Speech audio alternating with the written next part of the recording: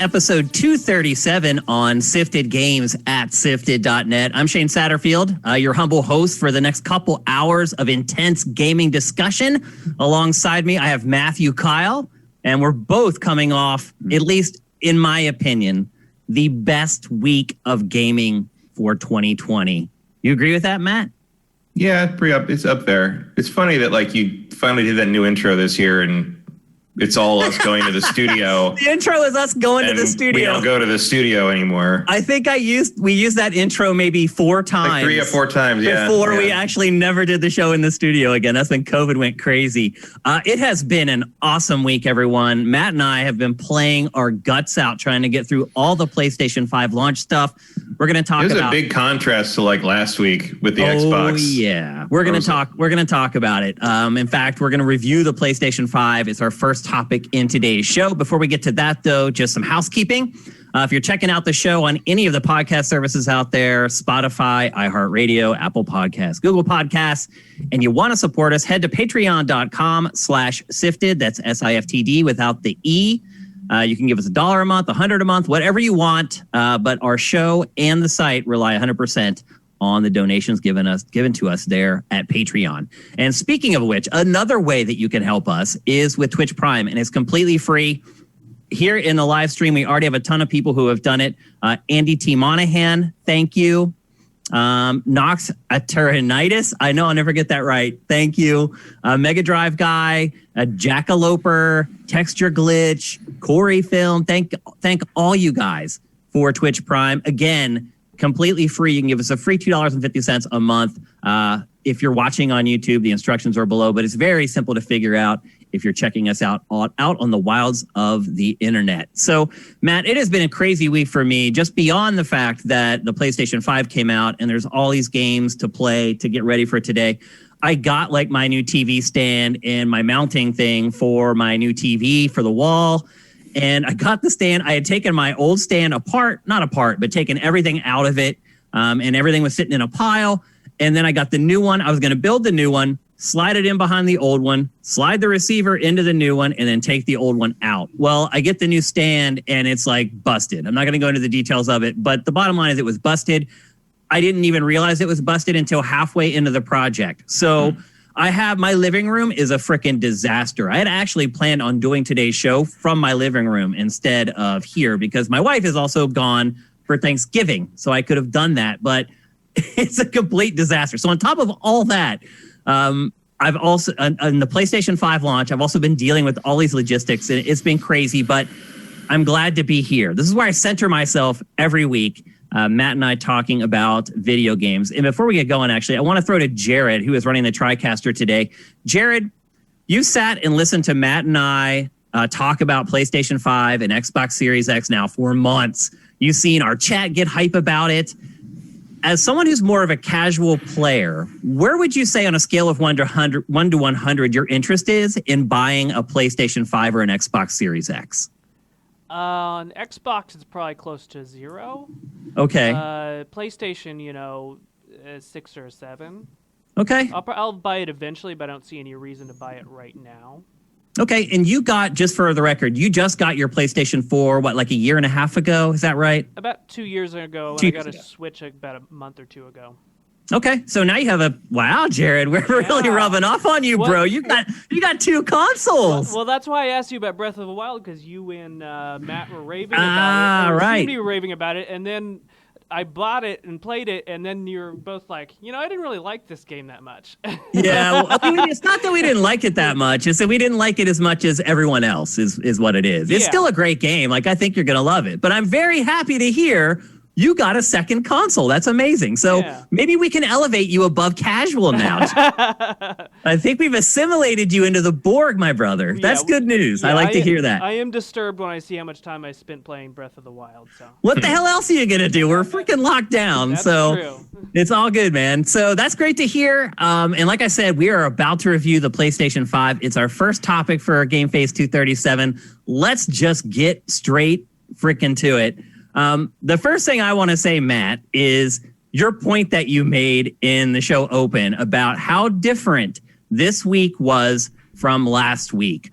Oh my gosh. It like night and day. This was a console launch week. This is what it's supposed to be like. It's so funny how people were like, there's no games. Oh my gosh. I was completely overwhelmed with games this week that are playable on PlayStation 5. Sure, maybe on another console, but I got to play them on my PlayStation 5 where they look amazing. So for me, this has been an amazing week. Like I said in the show open, the best week of gaming for me of the entire year. I have been in heaven. I've just been euphoric like all week, just jumping from one game to the next, fiddling around with the hardware. And speaking of which, let's start there. Let's start with the hardware, Matt. How has it been your first week with the PlayStation 5? It's fine. I mean, it works. That's all I really demand of it. It's ridiculously large. I set it up vertically because it just makes the most space sense. Otherwise, haven't had an issue with it. My only complaint is I don't like that when you switch to the HDMI input, it automatically turns on. Like I will turn my PlayStation on when I am goddamn good and ready. Like, but other than that, can't you turn that off? If there is I'm sure there is a setting for it, but I can't find it because we'll get to the OS later. Yeah, part of it might be your TV too, because I've been learning a bunch of stuff. It's the same input as my PS4. Like it shouldn't be any different on that. Yeah, but see, here's the thing: if you have like a HDMI control turned on your TV, then it may it's not. No, but that kind of stuff gets very complicated. Whether you have it like turned on your receiver, whether it's on your TV, and whether it's on the console can all affect whether stuff turns on or off on its own. It's been I'll admit, it's been maddening for me for both this and the Series X to get that stuff tuned in, because it seemed like I got it set up for Series X okay, but then I had to do it all over again for PlayStation 5. So I hear you. It's all about that HDMI handshake, that CEC control. And it can be really handy and cool when you get it set up. Like, my new TV remote, now it controls everything.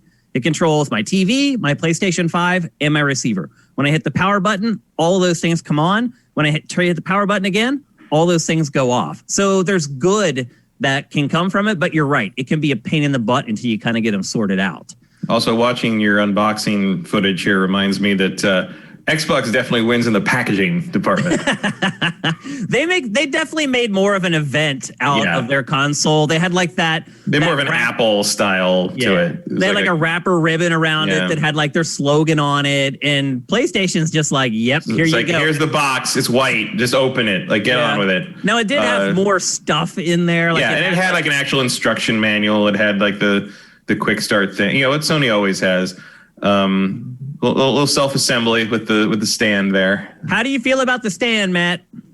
It's fine. I hate it. I hate it. I stuck it on and I stood it up and that's it. See, that's fine. That is fine for you. And if you don't ever move your console, it is going to be fun. I move my console constantly. I'll bring it back here to capture footage. Then I'll take it back out to the living room to capture on the big TV with the full 7.1 audio to get the real experience of the game.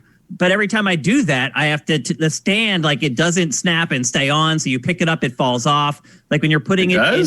Yeah, it doesn't stay connected. Mine's literally screwed on. It doesn't come off. Oh, then maybe I need to screw mine on. Yeah, there's a screw inside the stand. If you open it, because if you rotate it, there's a little slot that opens. And there's a screw, like a metal screw in there you can pull out and screw in. And it's also there's a little hole there where you're supposed to put the rubber dot that you take out. It's like a camera, basically. Putting a camera on a tripod. You have to, so it's like that. And I totally missed that. I actually used well, if you looked at the instruction manual, it would tell you. I did not. I will fully. It actually is like a coin screw. Oh, okay. I just used a nickel to screw it in. It holds fine. I thought you were going to say you had to put it horizontally in one room and vertically in the other, which would be a problem. Well, the bigger problem really isn't it that the stand doesn't stay attached, although that was annoying. The bigger problem is when you move it around, the stand is really flimsy and it feels like it may not hold up to a lot of moving around or bumping and jostling. And two, like I bring it in here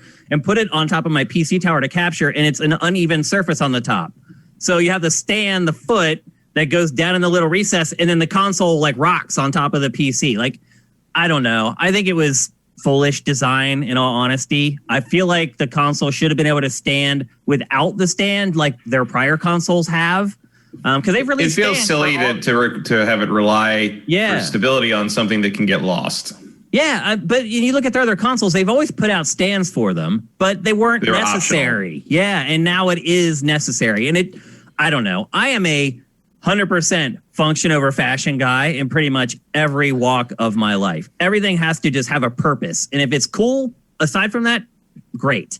I don't think it's worth it in the sense that I think it's one of the ugliest consoles ever made. It is heinous. So like it's not even like it's in service to a cool look. It's just like it looks terrible. Like I like it less the more I have it. I'll be honest with you. The other thing I've noticed is when you're laying it horizontal, the corner of the PS5 looks like a street corner. There's like a roof, and then the sidewalk comes out, and then there's a little light that peers down like a street light. Yeah, like I've almost true. Like set up little dude. I want to set up like little dudes that just hang out in the corner of my PS5, like slinging drugs or whatever. Like loiterers at the corner of the PS5. Yeah. So have you seen that Philadelphia Cream Cheese has put out a special cheesecake Philadelphia 5 thing you can buy? It's like a little kit, and it comes with a pan that looks like the PS5, and you make a cheesecake in it and put like a top over it, and it's like a cheesecake PS5. No, that's a real thing, and it's sold out. I believe it. Sold out of pre-orders. I'm fine with stuff like that. I think it's fun. It's fun. I tried to get one, but like, I just think it's funny that like you've got completely unrelated companies piggybacking it's PlayStation 5 mania right now, Matt. Like everything is starting to set in now. The people who didn't get pre-orders and everyone's got them and they're seeing everyone play them. They're getting FOMO, and now they're really starting to screw. You see the screw? Yeah, there it is. And now they're really starting to engage with the process of trying to get one, and it is tough out there. Yeah. Real tough. And the prices on eBay, like I wouldn't pay them. And I'll say this right now, before we even talk more about PS5, I would not pay those eBay prices. I would not. Oh, no. I would get a PS4 Pro for a couple $100 off of eBay first and just kind of limp along with that for a year or so before I would pay those eBay prices. But anyway, I know a lot of you guys are trying hard. I really wish y'all luck. I hope you guys find them because I have been loving the hell out of my PlayStation 5. It has been completely different for me from the Xbox Series X. I'll be honest with you, Matt. I have not turned my Xbox Series X back on since last year. I went back to Assassin's Creed a couple times. Oh, see, I did not. The only reason I would go back is for Watch Dogs Legion, and I think I'm probably not going to play more of that game until maybe next year. So I have no reason to go back. I have not turned it on again. It has been completely night and day for me, PS5 week versus Xbox Series X week. For me, the Xbox Series X ended after I learned the ins and outs of fiddling with the hardware. Yeah. Well, I mean, technically, Xbox Series X was 2 days. Yeah, that's true. Or 3 days if you count the time I waited for the PlayStation 5 to show up in the mail on Thursday. But I went back and played Assassin's Creed a few times still. I did too, but I played it on PS5 because I was playing on PS4. So that was different. That's not really an Xbox thing more than like what I bought the game on. Yeah. I went back and installed a few more things on Xbox to see what it looked like, but I actually think the last thing I installed was Red Dead Redemption 2, and I forgot to go back when it finished to load it up. So I mean, PS5 has definitely absorbed the majority of my time since it arrived.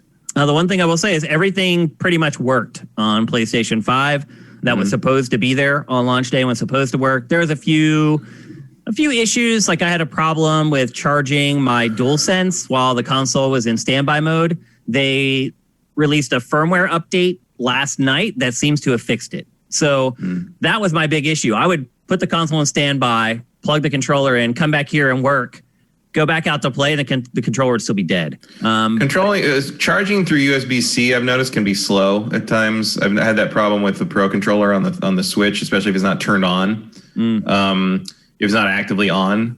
And sometimes when I plug it into like my laptop, it just doesn't charge. The thing I've noticed on the DualSense, I've mostly been playing unwired, like unplugged, and then when it gets low, I'll plug it into the cord attached to my laptop. And I've noticed that the charge stays constant like that, but it does not get fuller. Like it doesn't fill. So like clearly it uses enough power when it's on that you're not going to charge it while using it because it's using it at the same rate it can basically eat it. I think. Well, I have not had a problem with it. It's charging very, very slowly. Well, if it is charging, and I figured this out because when I went back, I could tell it hadn't charged at all, and I started paying attention. If it's charging while it's in standby, it will pulse orange. Like orange lights will go up. And that was not happening at all until after the patch. And now it is happening. And it is charging now. So they seem to have fixed that. Other issues I had were just like where they moved stuff, like being able to turn the thing off. I had to text you to ask you how to turn off the PlayStation 5. There's a lot of things where like I do not think this OS is an improvement at all. I think they mostly rearranged the deck chairs in the Titanic. Like, that's exactly what they did. They just moved a bunch of the same functionality, but like it's in more inconvenient places. They removed some things that I like like you can't hit the shoulder buttons to jump from the left and right end of the panel line anymore, which is like, why the fuck is that removed? Like they arbitrarily moved a lot of the options down to the bottom when you hit the PlayStation button. Yeah, and then if you want different settings, you gotta go all the way up to the top and move over to the settings. It really makes no sense. Just like why are there two bars? Like I don't know. It's really weird. I agree with you. Like most of the changes don't make much sense to me. Now that I'm used to it, it doesn't really bother me anymore. No, it's just weird. Like yes, they swapped where yes and no are on the left and right sides when you have to confirm or deconfirm something. I'm like, why did you do that? Like I'm used to it this way and you moved it the other way, and so now I got used to that. It's just like weird.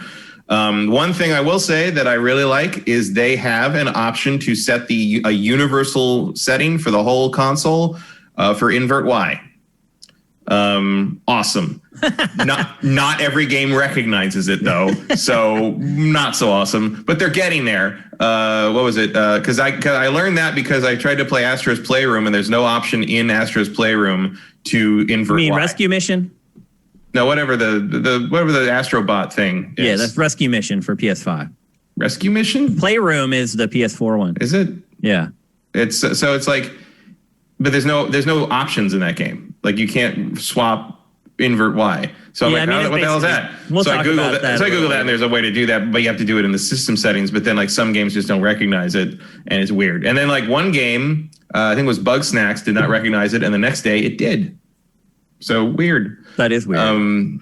So things are being updated and things, that stability, whatever they called it, a stability update. There was no specific things. I have seen the stuff about the system's bricking while sleeping, which seems to be mostly tied in with Spider-Man Remastered.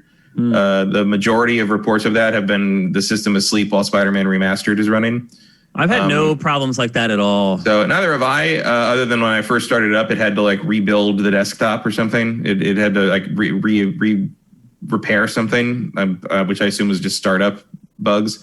But there have been enough reports that I don't put it to sleep now. I quit all the games and turn it off, just in case something like that. Because the problem is like, if this thing gets bricked, you're not getting another one for a while. Yeah, so I mean, they'll replace it, but get one. Yeah, so maybe just stay away from that game for a bit. And I really don't want to have to ship this thing anywhere. So it's so that's a little troubling, but whatever. Like I'm sure they'll get around to fixing that or whatever. I'm in no hurry to play Spider-Man Remastered just yet. Oh, I've got plenty to get through.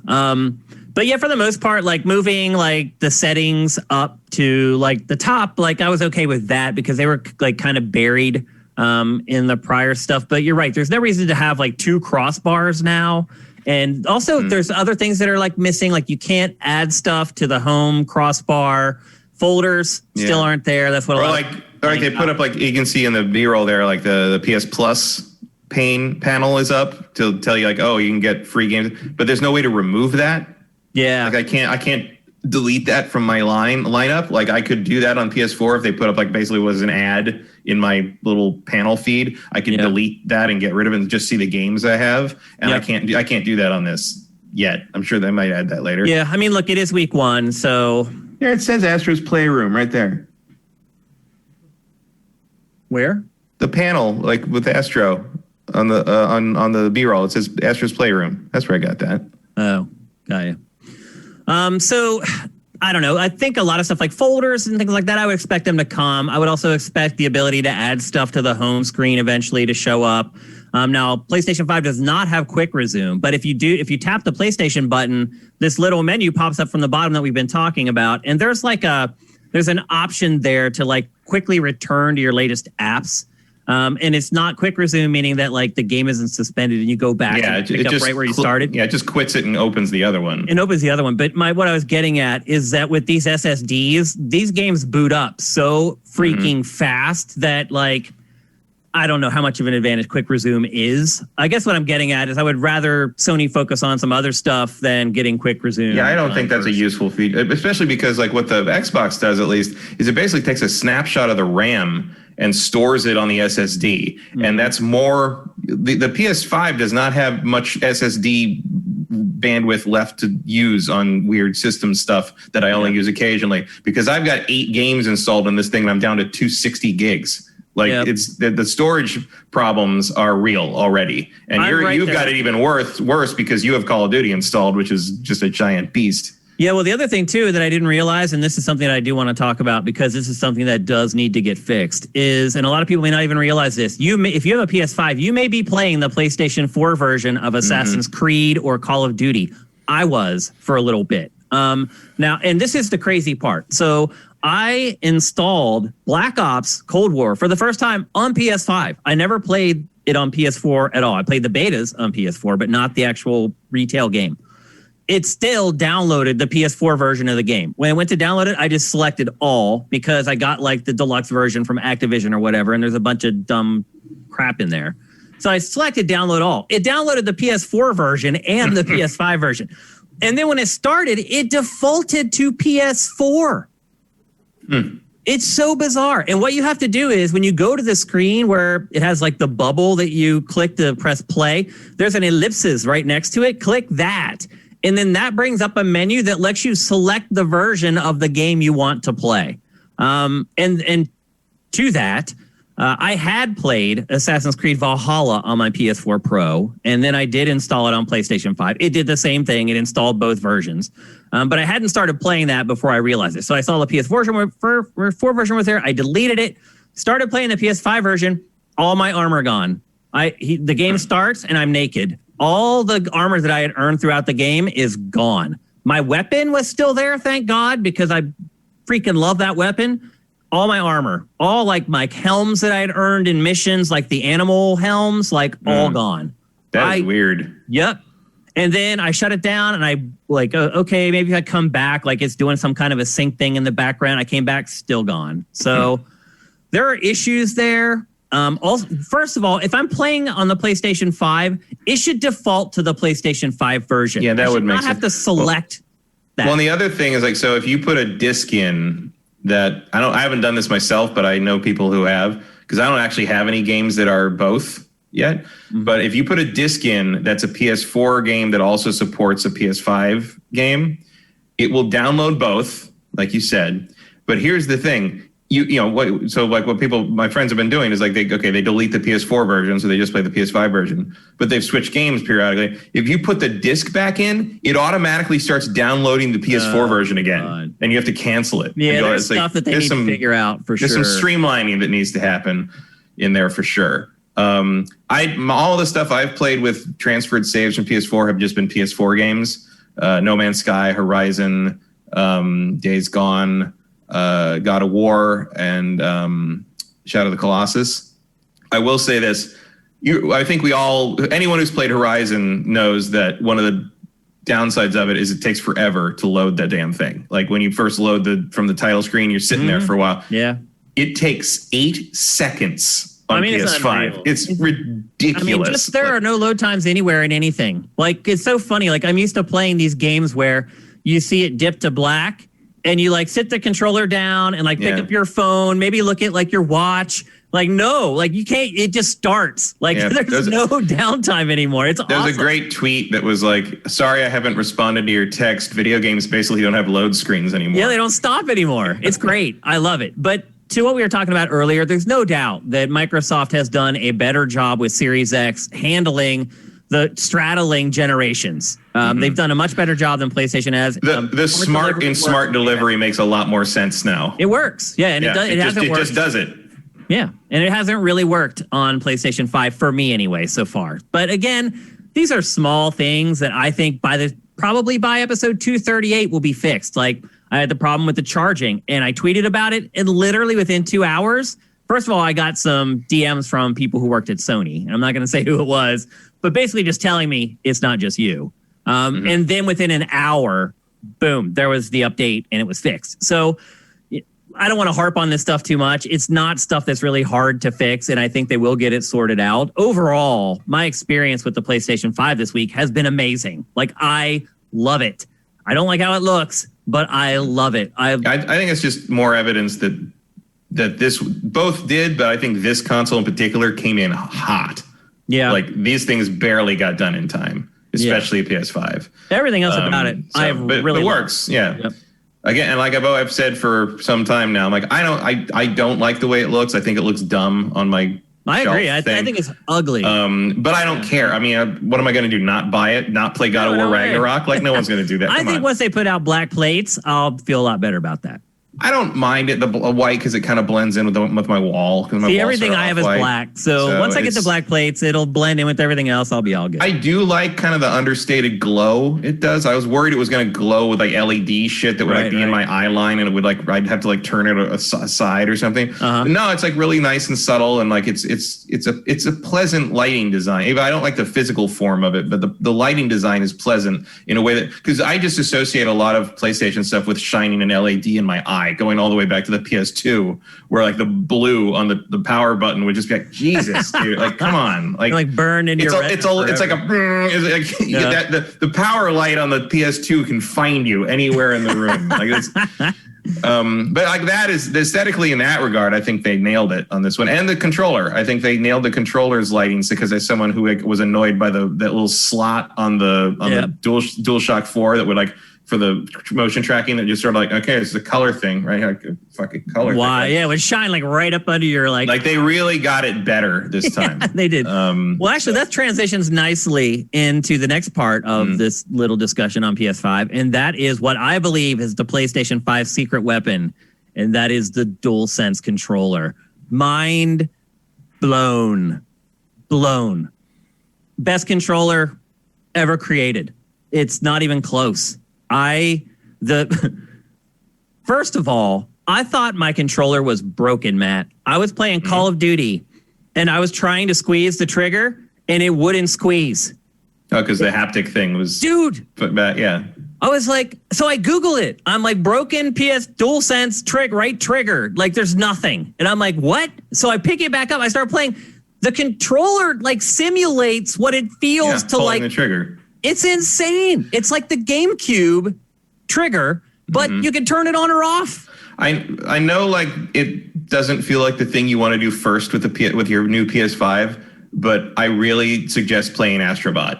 Yeah, we'll get to it. We're gonna have a whole because that game is basically a demo of what the controller can do. Yeah, and it's really effective in sort of, because there's nothing in the OS, like when you start the system up, that really walks you through how the controller works. So you kind of got to do trial and error. And because a lot of this is pretty new shit, I think that game really walks you through it. Because that's how I learned like that the trigger could do that, because you have to pull it hard to blast off a little rocket thing it has. I'm like, oh, I'm not going to break it if I do that. It's just, that's how hard I got to pull.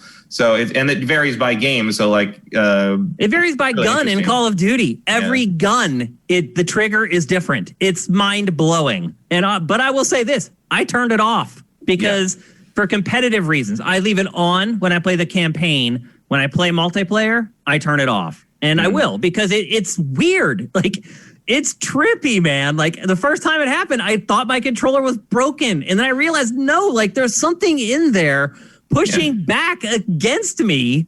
It's freaking awesome. Like, I can't even imagine the stuff that they're going to start doing with this as time goes on.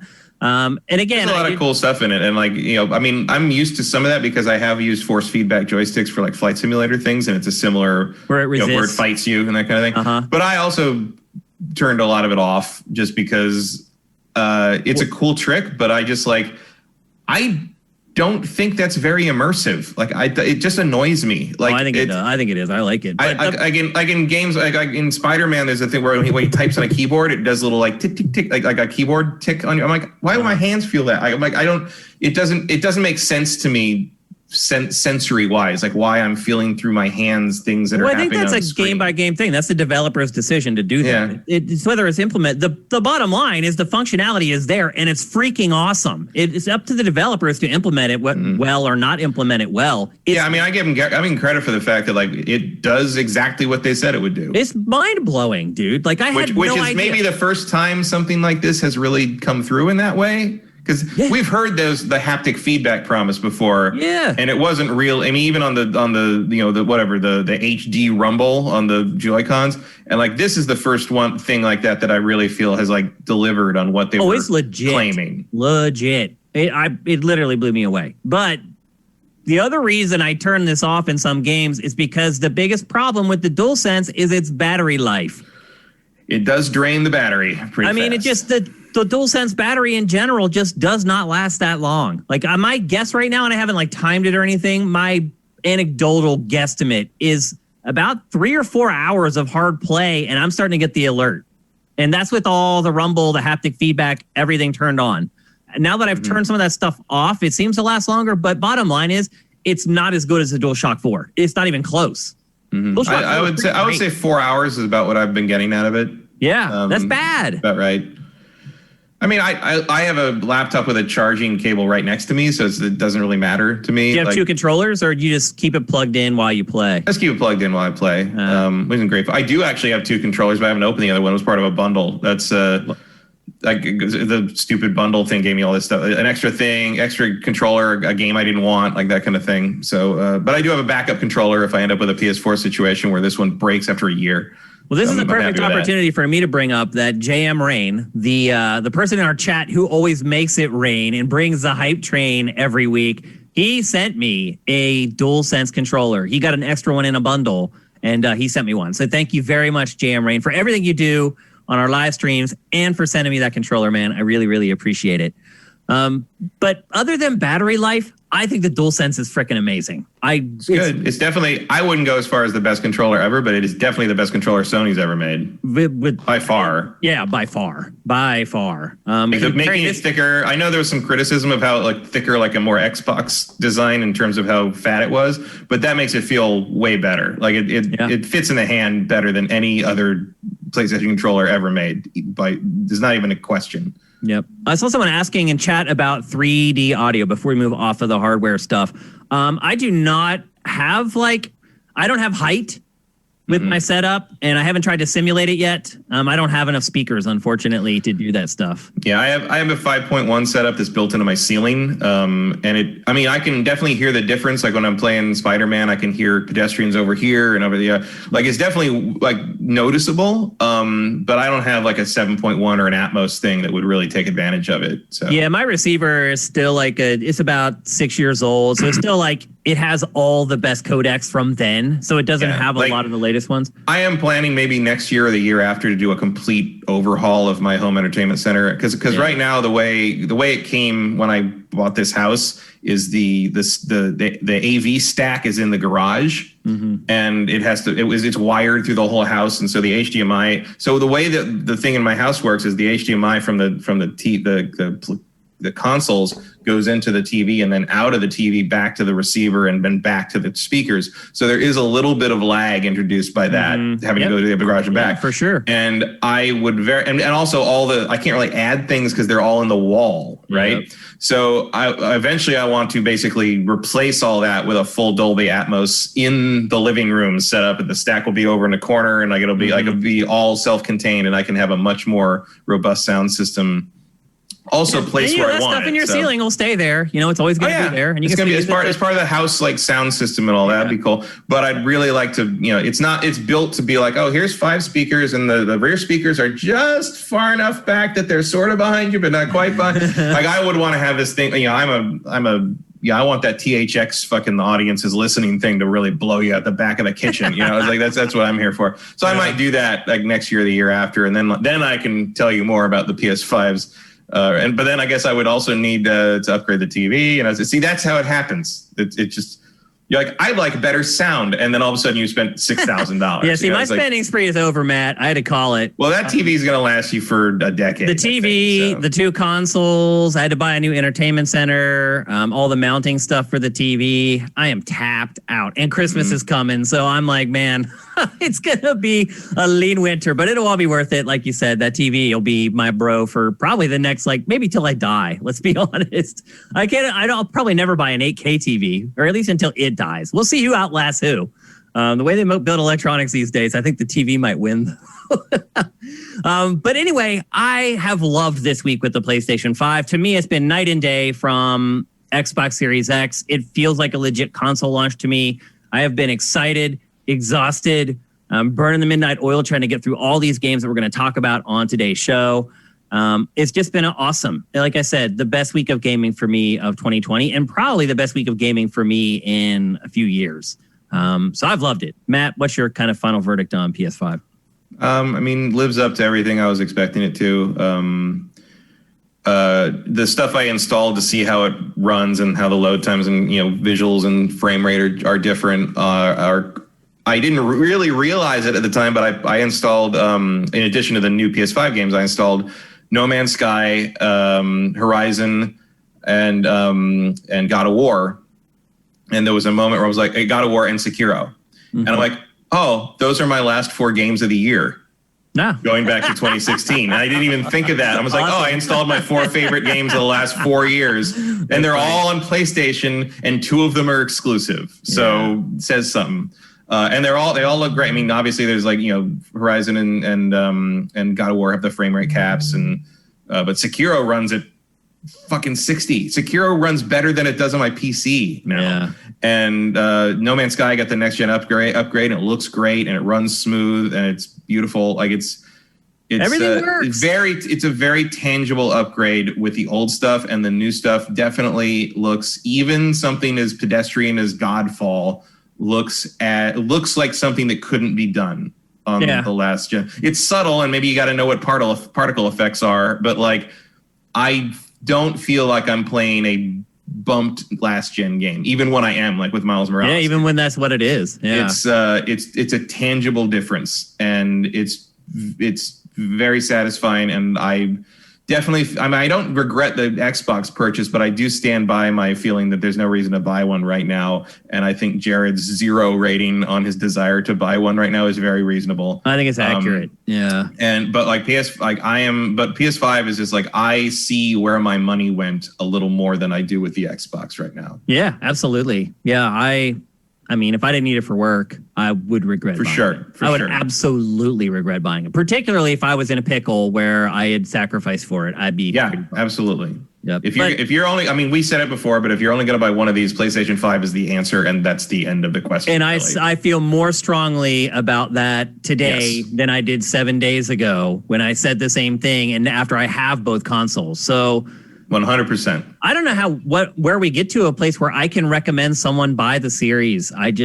Where does that happen? Where the main advantage of the Series X right now for me is that I'm not worried about running out of storage space on it, because I hooked that SATA SSD up to it, so I have 3 terabytes to play with. Yeah. Whereas the PlayStation 5, and you paid for that a lot. I did. And the PlayStation 5, but when I can also use it on my PC. I don't have to use it for that forever. So to me, it's a more universal purchase as opposed to say buying that stupid. It's the one huge amount of storage that's really small. That's the bottom line. And it was the same. It was a little cheaper. It was a little cheaper than the official Microsoft expansion thing that's only 1 terabyte. So, and the Sony. I will definitely. Does that work okay, Matt? By the way, yeah. I'm sure some people are wondering. As long as you only install backwards compatible stuff on it. That's all you can do with it. So it doesn't replace. You can install Smart Delivery and Xbox Series X specific stuff on it, but you will not get the same speed. You can't play from it, right? You can. Oh, you can. Okay. But it's just it might load slower by a few seconds, and it warns you actually, because I have the SATA drive as my default installation drive, because I figure I'm going to probably be installing more last gen stuff than new gen stuff, because there's not a whole lot coming out right now. in the near future, except like Cyberpunk. And when you go, so when you have I it can't set wait like for that, by the way, on these consoles. Oh yeah, when you have that, when you go to install, whenever you go to install something that has smart delivery, like Forza Horizon 4 in this case, was the first thing I installed after I hooked the drive. Me too. It tells you it's the game I've played the most on my Series X. It tells you this will work better if you install to the internal drive. Yeah, and you pick the internal drive, and it does that. But it will still play if you put it on the external. Okay. But but according to Digital Foundry and according to my own playtime, you won't get any extra juice out of an Xbox One game by putting it on the internal as you will put it on the external SATA SSD. So you basically save the internal stuff for smart delivery stuff. Gotcha. So that's how that works, and it works great. It's fun. And meanwhile, the PS5 is like, yeah, we got room for maybe one more thing right now, and then you just gotta sit there and hope that one day Sony announces which drives you work with it. Because right now the external hard drive, like regular external hard drive, where you can play old games, you can play old PS4 games off that. But that is also suspected to be playing a role in that brick during sleep problem. So no one wants to hook up. I would just stay away from attaching anything to it. Yeah, let them. It sounds like let it run on its own. It sounds like let them update it a few times, and then we'll see where we are, like in December.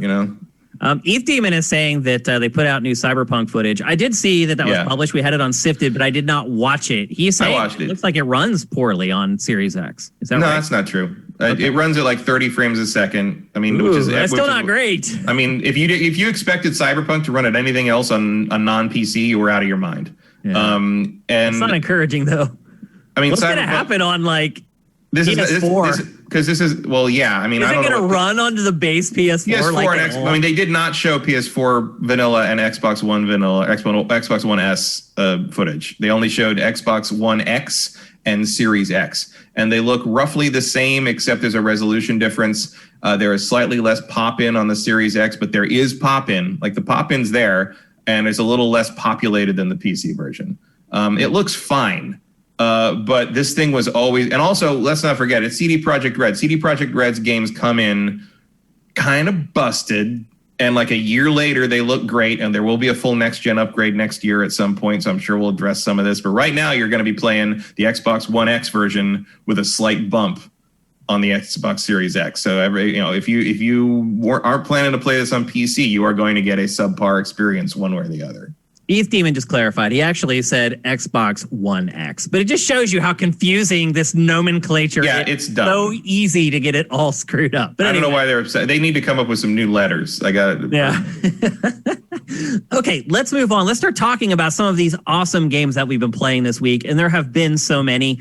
The theme of this episode is going to be me assuming that Matt's going to play stuff that I'm not going to play, and maybe Matt assuming that I might play some stuff more than he did. So it's going to be rare that both of us have played the same amount of each game, but I think we'll both have our own perspective on each one at the very least. And the first one we're going to talk about is the remake of Demon's Souls for PlayStation 5.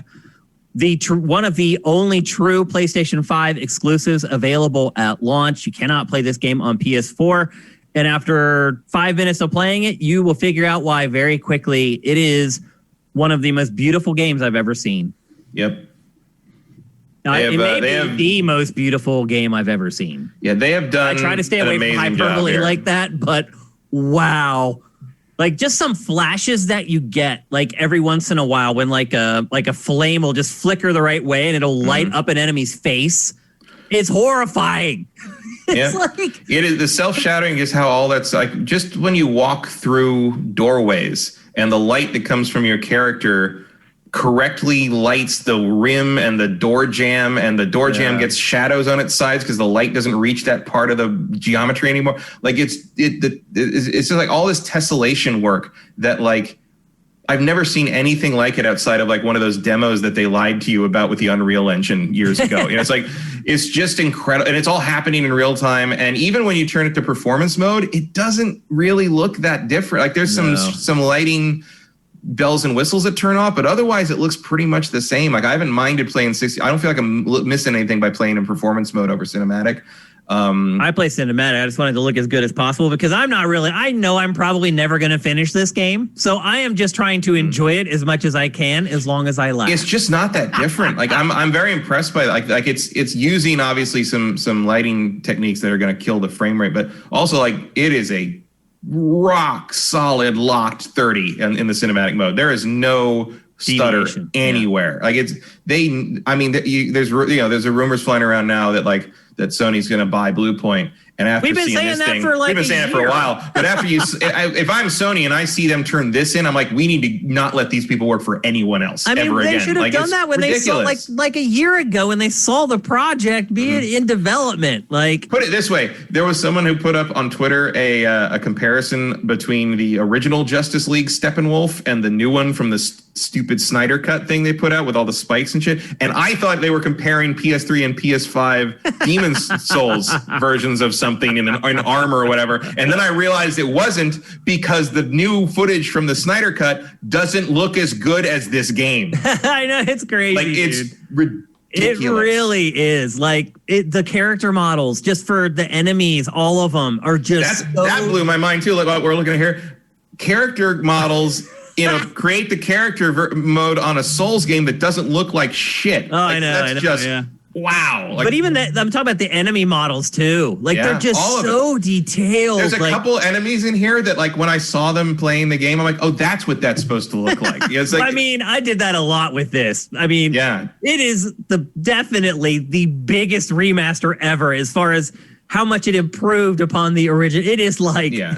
It's crazy. I mean, the Demon Souls was pushing the PS3 already. They were compromising. A lot of that is because From's engine was a piece of trash. Part of it, but also because, I've seen some people complain. It's like, oh, the new one is too green. There's too much foliage everywhere. Like, well, yeah, because you couldn't put bushes in the PS3 version because they were out of space.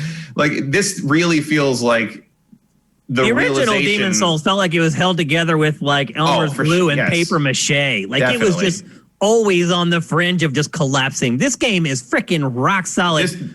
This feels like they just brought the concept art to life. Like, the art really is, I mean, that's the other thing. Like, you do see the core of the game is so strong because it's still the same exact game. I mean, what's really shocked me the most is how little the rest of the game has changed. Like, they tweaked very little things but even enemy placement, everything is identical. Even just the way the animation works, they've added up some motion captured animation to the characters and stuff. But even as someone who's played a ton of Souls and ton of Demon Souls back, just killing things feels better in this one. Like, it's just, I don't know what they did. It looks a lot better, that's for sure. It's just, maybe it's probably the DualSense and whatever vibration thing they're doing with that. Yeah. But just even early on in this part where you're just killing those first few zombies, I'm like, that feels visceral. It feels real somehow. Like, I don't know how to describe it, but it feels really good to play in a way that the Souls games usually don't at first. You kind of gotta get into it. But there's just an organic kind of quality to this that the other Souls games didn't have. And there's part of me that's just like, oh, I hope From's taking notes on some of this. Or maybe Blue Point should handle some stuff for From going forward. They're going to get purchased by someone. So if Sony doesn't buy these guys, they're Microsoft's going to buy them, or Take-Two's going to buy them, or someone. Like, I don't know why people are sleeping. Phil Spencer's hiding in the ductwork over there or something. Literally, they've cranked out 3 amazing games in a row. Yeah, between this and Shadow of the Colossus, I think what Sony's got to do it. They've proven themselves. So, yeah, this game is amazing visually. Now, getting back to the game itself, everybody knows I'm not a huge Souls fan. And I did play Demon Souls a good bit back in the day. I didn't make it all that far, but enough that I played this first level and realized everything was exactly the same because I had played that first level so many times before. So it is pretty much a 1-to-1 replication. For people who have never played the game at all, they won't care. Look at on the bricks. Look at the way the shadow is coming on the side of the brick there. Just because that's not where the light source goes. It's amazing. And we're also watching this, Matt and I, through a tiny zoom window. Through a tiny zoom window that's a feed coming through a USB stick that's plugged into the PC back in the studio. Yeah, and it's still just oh, that looks so good. It still looks amazing. Yeah, absolutely. maybe some people are like me and you're not a big Souls fan and you're wondering, is Demon Souls maybe the better choice? I would say this. I would say, well, yes, I would say it is. You can make more progress more easily in Demon Souls and actually feel like you're doing something. People always tell me about the Souls games, like, well, you fail and then you learn and then you do it again. My problem with most of the Souls games is that the failure is just too constant. With Demon Souls, like the levels are all self-contained. Like you start each level from a hub and then you just have to like complete the level. So it gives you a very clear goal. The other thing about it is that it isn't an open world. So you can't just accidentally stumble into something that you can't kill. Everything you face in Demon Souls, you know you can kill or it wouldn't be there because you have to be able to complete the level. Well, you can, some of the things you can't kill, but they're going to be very obvious because they're going to be the size of Godzilla. Right. Like, it's like probably not time to try this at level 4. You know, like, and speaking of which, I played the first level twice and I never even managed to hit the boss. Like as soon as the boss fight starts, he just rushes me and I get trapped in the corner and I die. But then I like went on YouTube and I saw other people who actually fought him and kill him, like right there. Oh, what, the big fat demon guy? Yeah, yeah, like that first boss. Yeah, he's supposed to kill you, but you can win. Oh, okay. I saw someone beat him on YouTube, and I was like, wait a minute. Like, the second time, I just let him kill me. I didn't even try to fight. No, in the game design, you are supposed to be killed and go to the Nexus. Right, and go to that Nexus. But you can, but like in classic From style, if you are good enough, just like in Sekiro, that first fight with the big samurai guy, like you're supposed to lose that fight, but you can actually beat him, and then you get the cutscene where he just like, nah, fuck it, I'm gonna kill you anyway. Right. So like that can happen. So From always lets you do that. So like it doesn't really get you anything, but it's a cool thing to say like I'm that good at this game. I can't do it. Yeah, but so I'm not great at these games. I made it. I could play at least like 30 minutes into this level before it even started to get like dicey for me. Now I will say this. One thing this game does do that the Souls games continue to do is it will throw a new enemy type at you out of nowhere that you haven't dealt with before, and it'll like kill you instantly. So what happened in both of my runs was I made it a long ways, and then I would encounter an enemy that like I hadn't encountered before, and they hit me a couple of times, and I died.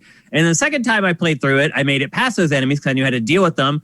And I was walking up to this drawbridge, and this dude just runs at me with a pole and just stabs me through the heart and kills me. And I was like, that's Souls. That's Souls. Yeah. And I was like, I'm not doing it again. Like that was a breaking point for me. And that was a point where I said to myself, Matt's playing more of this, so I'm good.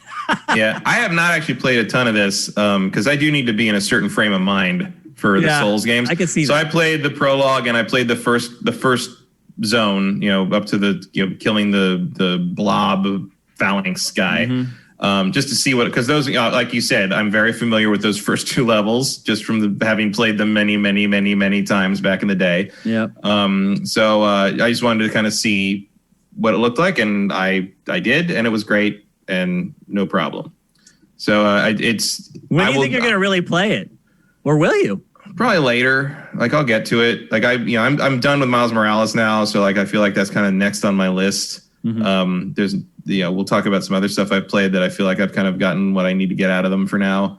Like I said, like Souls is a thing the mood has to strike me on. It's not something I can just play every day all the time.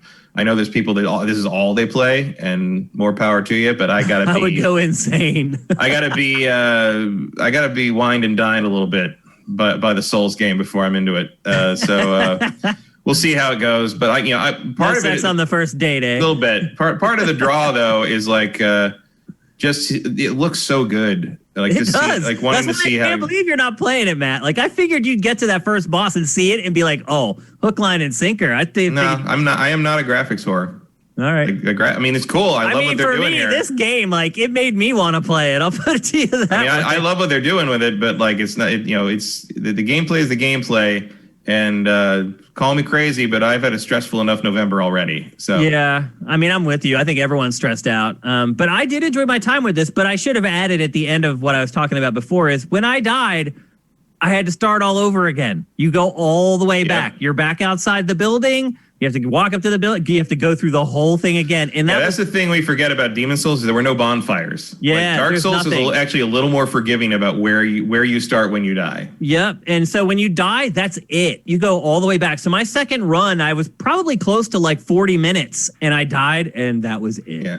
I mean, Demon Souls is great. Like I certainly have an appreciation for it that I didn't have when it came out because I went back. But it's easier too. They give you tons of health and a little bit, yeah. But I also enemies go down easier. I also find, it is in some ways a prototype for what they perfected in Dark Souls, and that remains true here.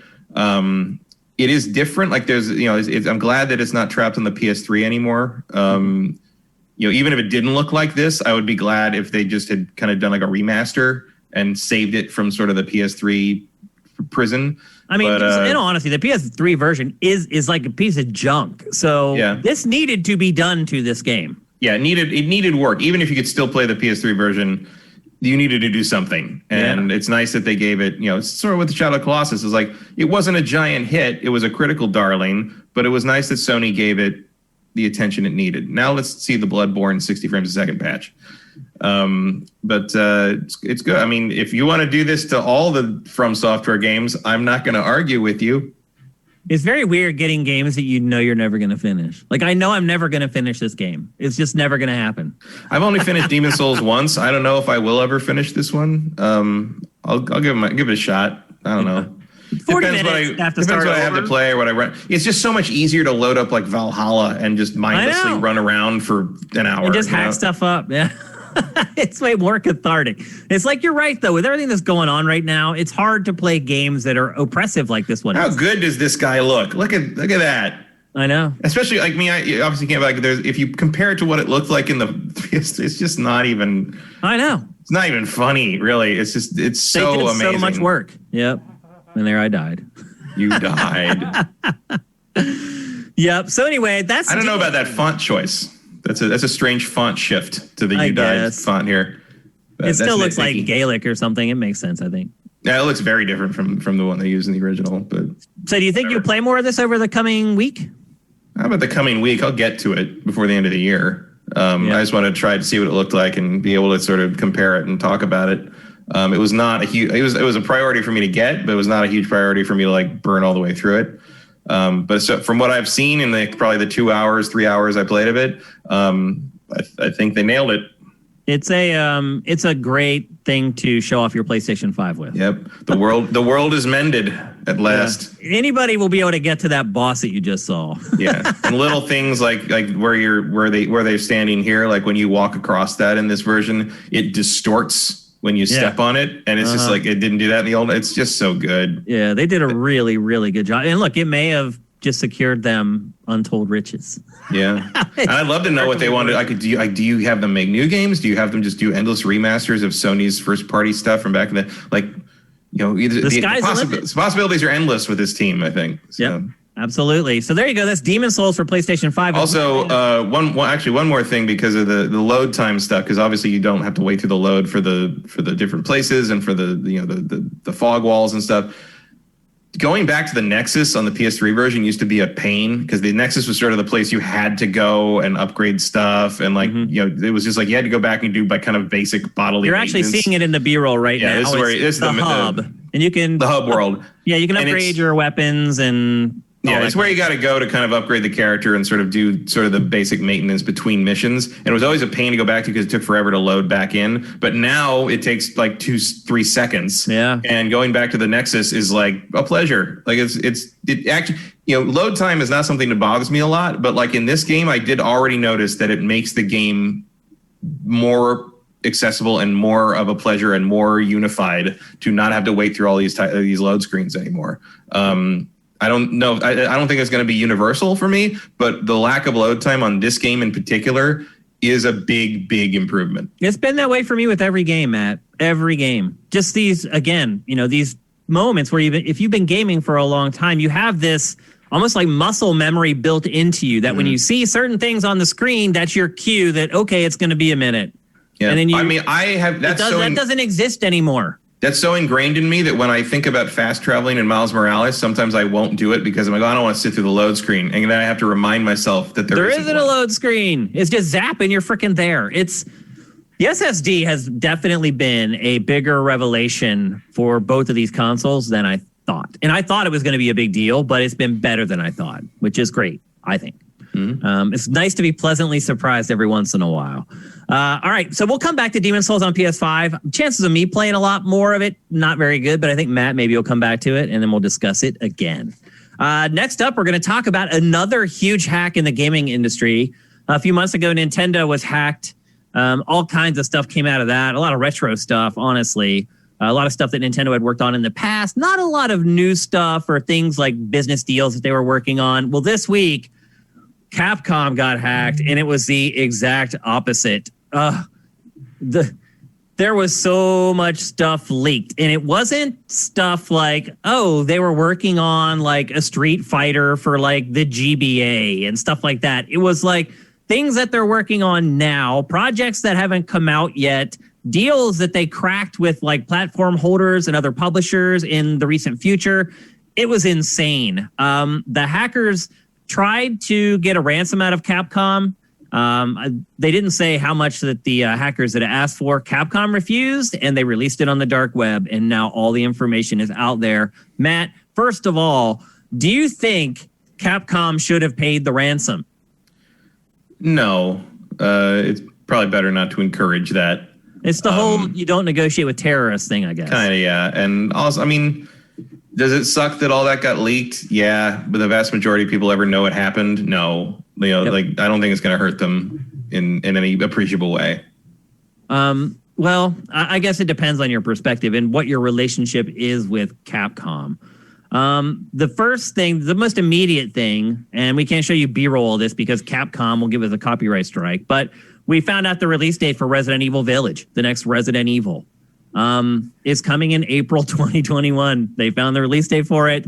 I think we had maybe predicted that. Yeah, anyway. That was pretty much what we thought. Yeah, like March, I think we said March, April. We didn't know which quarter they were going to try to slide it into. It just seemed to fit their usual kind of time window of when they announce something and how they show things and when they come out. Like I saw a lot of people saying like it sounded like it seems like that was way too early because they thought the game looked terrible when they've shown it. It wasn't done yet. I'm just like that.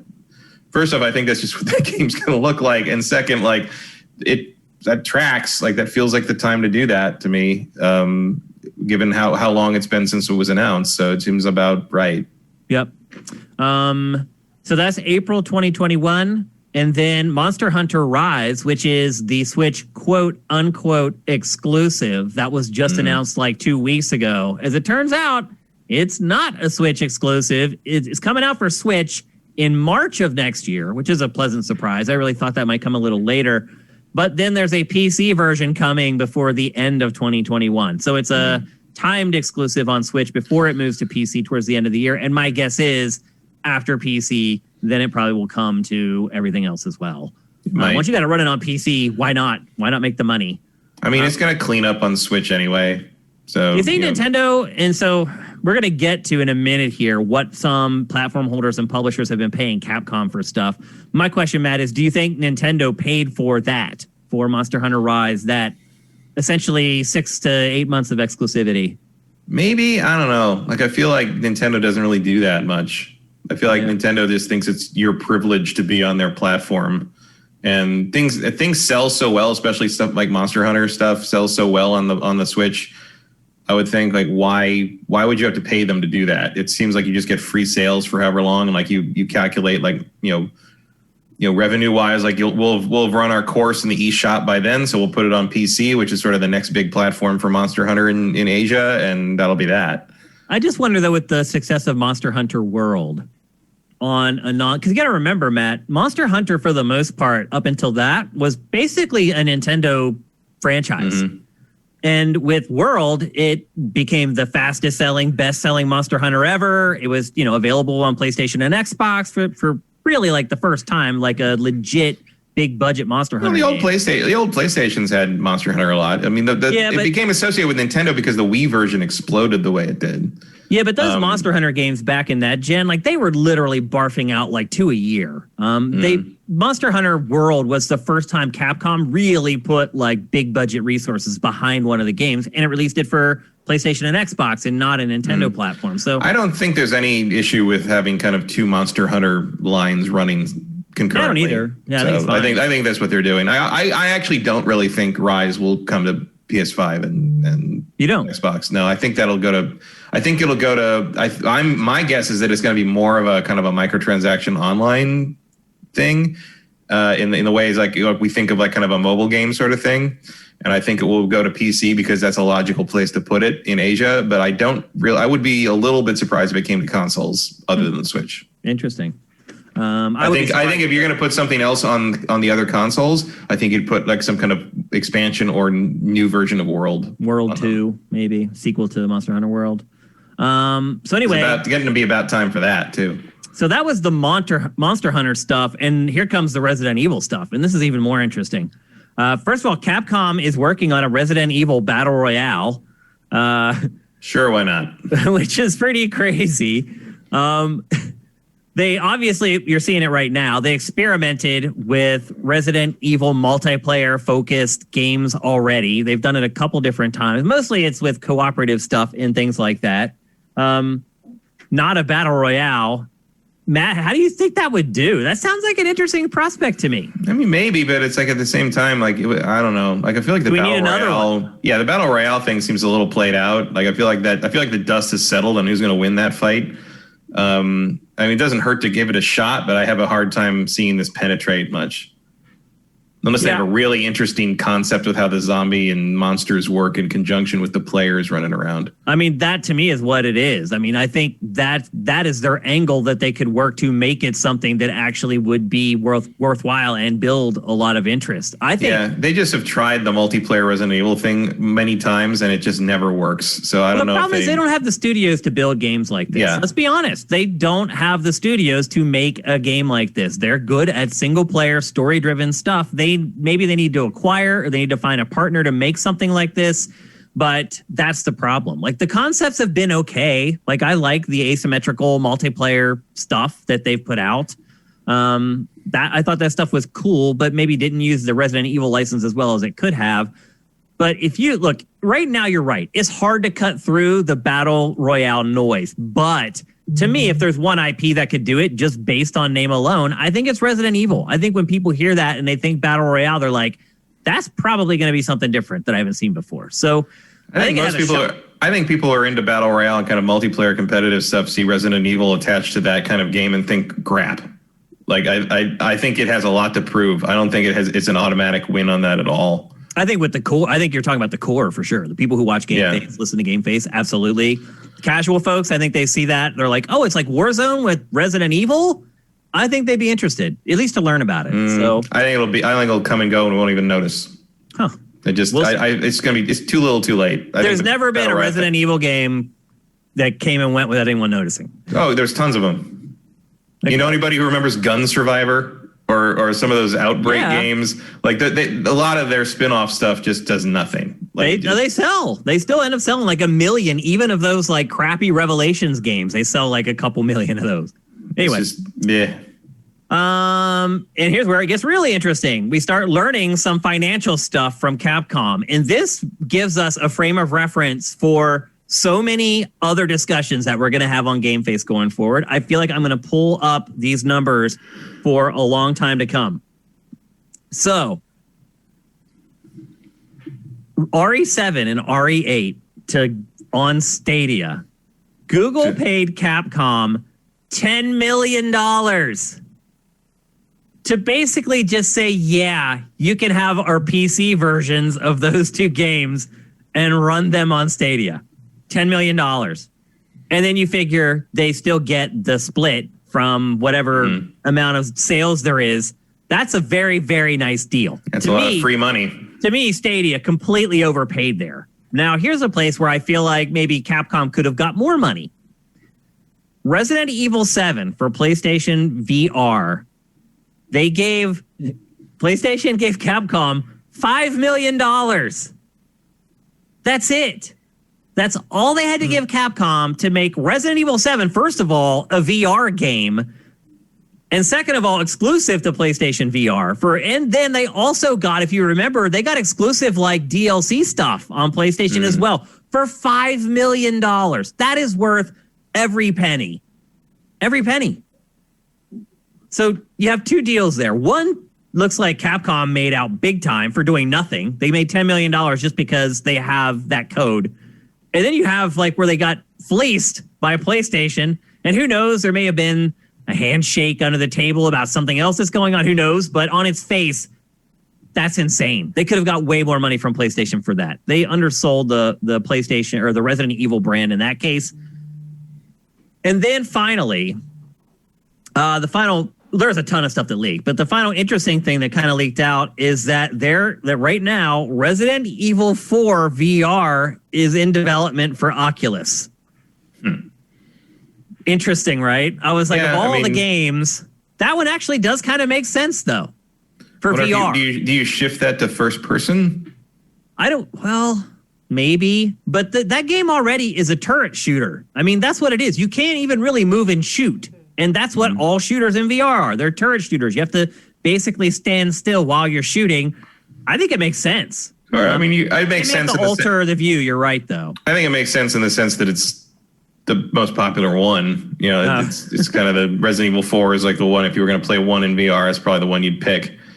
I mean, obviously, I'll never play it, I guess, because I'm never going to have an Oculus. But who knows? There might be a way to hack it, or might be a way to do something else. Although again, I don't know. I mean, Resident Evil 4 has basically been on everything. Like they've adapted that to almost anything. Very few platforms left.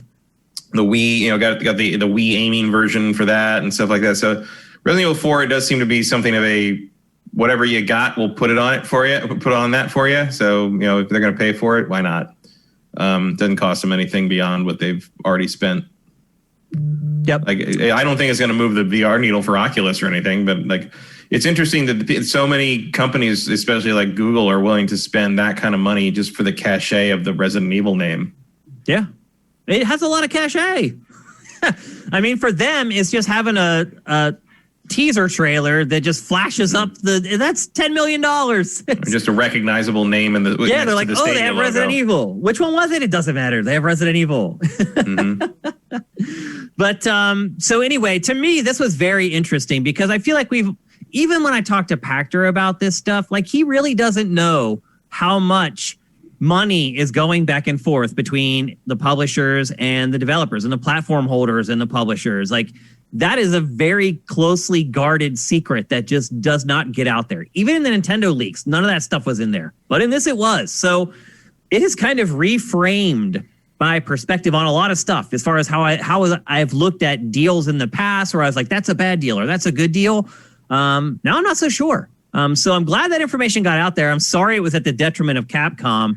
I'm sure a lot of publishers are like, man, I hope that they don't keep digging into that data because there's probably a lot more there that hasn't even been uncovered yet. But I wonder if that's like if the price they're getting there is like industry standard or if it's like lowball or high. I wonder if it could be like when like someone's salary gets leaked in a company and everybody finds out what Jim's making and they're like, wait a minute, that's not I wonder if other companies are like, hey, we only got $2 million for putting our thing on PlayStation. Well, yeah, I mean, it could even be a case where Japanese publishers are getting better deals than Western publishers. Who knows? That's a good point. Yeah. But you start digging into that stuff, it could start to get a little dirty. So we'll see what comes up. I would definitely be interested in some of the phone calls that were made in the immediate aftermath. Yeah. As of right now, those are the big bullet points from the leak. I'm sure more is going to come in the coming weeks. And as always, stay tuned to sifted.net. We'll have all that stuff as it comes out.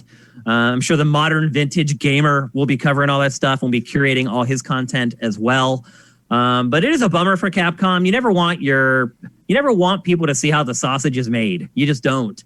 No matter what you're doing and no matter what you're making, if you're a creative, you want people to just evaluate the end product for its own merits. And when the curtain gets pulled back like this, sometimes it can change people's perspectives a little bit. It definitely changed mine. Knowing like how much Capcom made or didn't make on these deals, I'm going to look at future topics on GameFace a little differently going forward. Up next, we talked about it already like several times. Astro Bot Rescue Mission, the PlayStation 5 pack-in. That actually ended up not being a pack-in. It was not pre-installed when I got my PS5. No. When you start doing the whole like initial boot up thing, it downloads it in the background. Must be a real small game then. It is. It's only like a couple gigs or whatever. And in the amount of time it takes to like set up and transfer everything, as long as you have a decent connection, it's done by the time you do that. It is Astro's Playroom, by the way. Oh, it's Astro's Playroom. Why do I keep calling it the old game? Because Astro about Rescue Mission is the PSVR one. Oh, right. That is the most recent one, not this one. Yeah. Astro's Playroom. Right. Yeah. Sorry, guys. Again, I have been playing like 8 games this week. They've all been jumbled up, and I've been seeing like screens probably for the other Astro games on my PlayStation 5. They're leaning hard into this character, and I approve. Like, yes, this should definitely be one of their go-tos from now on. Yeah.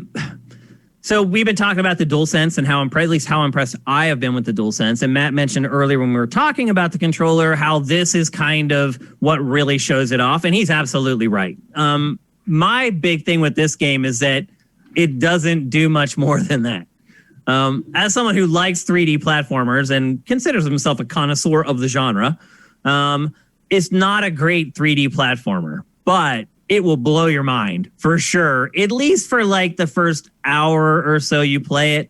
Like I found the first hour was like exhilarating, just feeling all the different stuff the controller could do. And like when you start pulling stuff up, feeling the resistance and the triggers and the haptic stuff.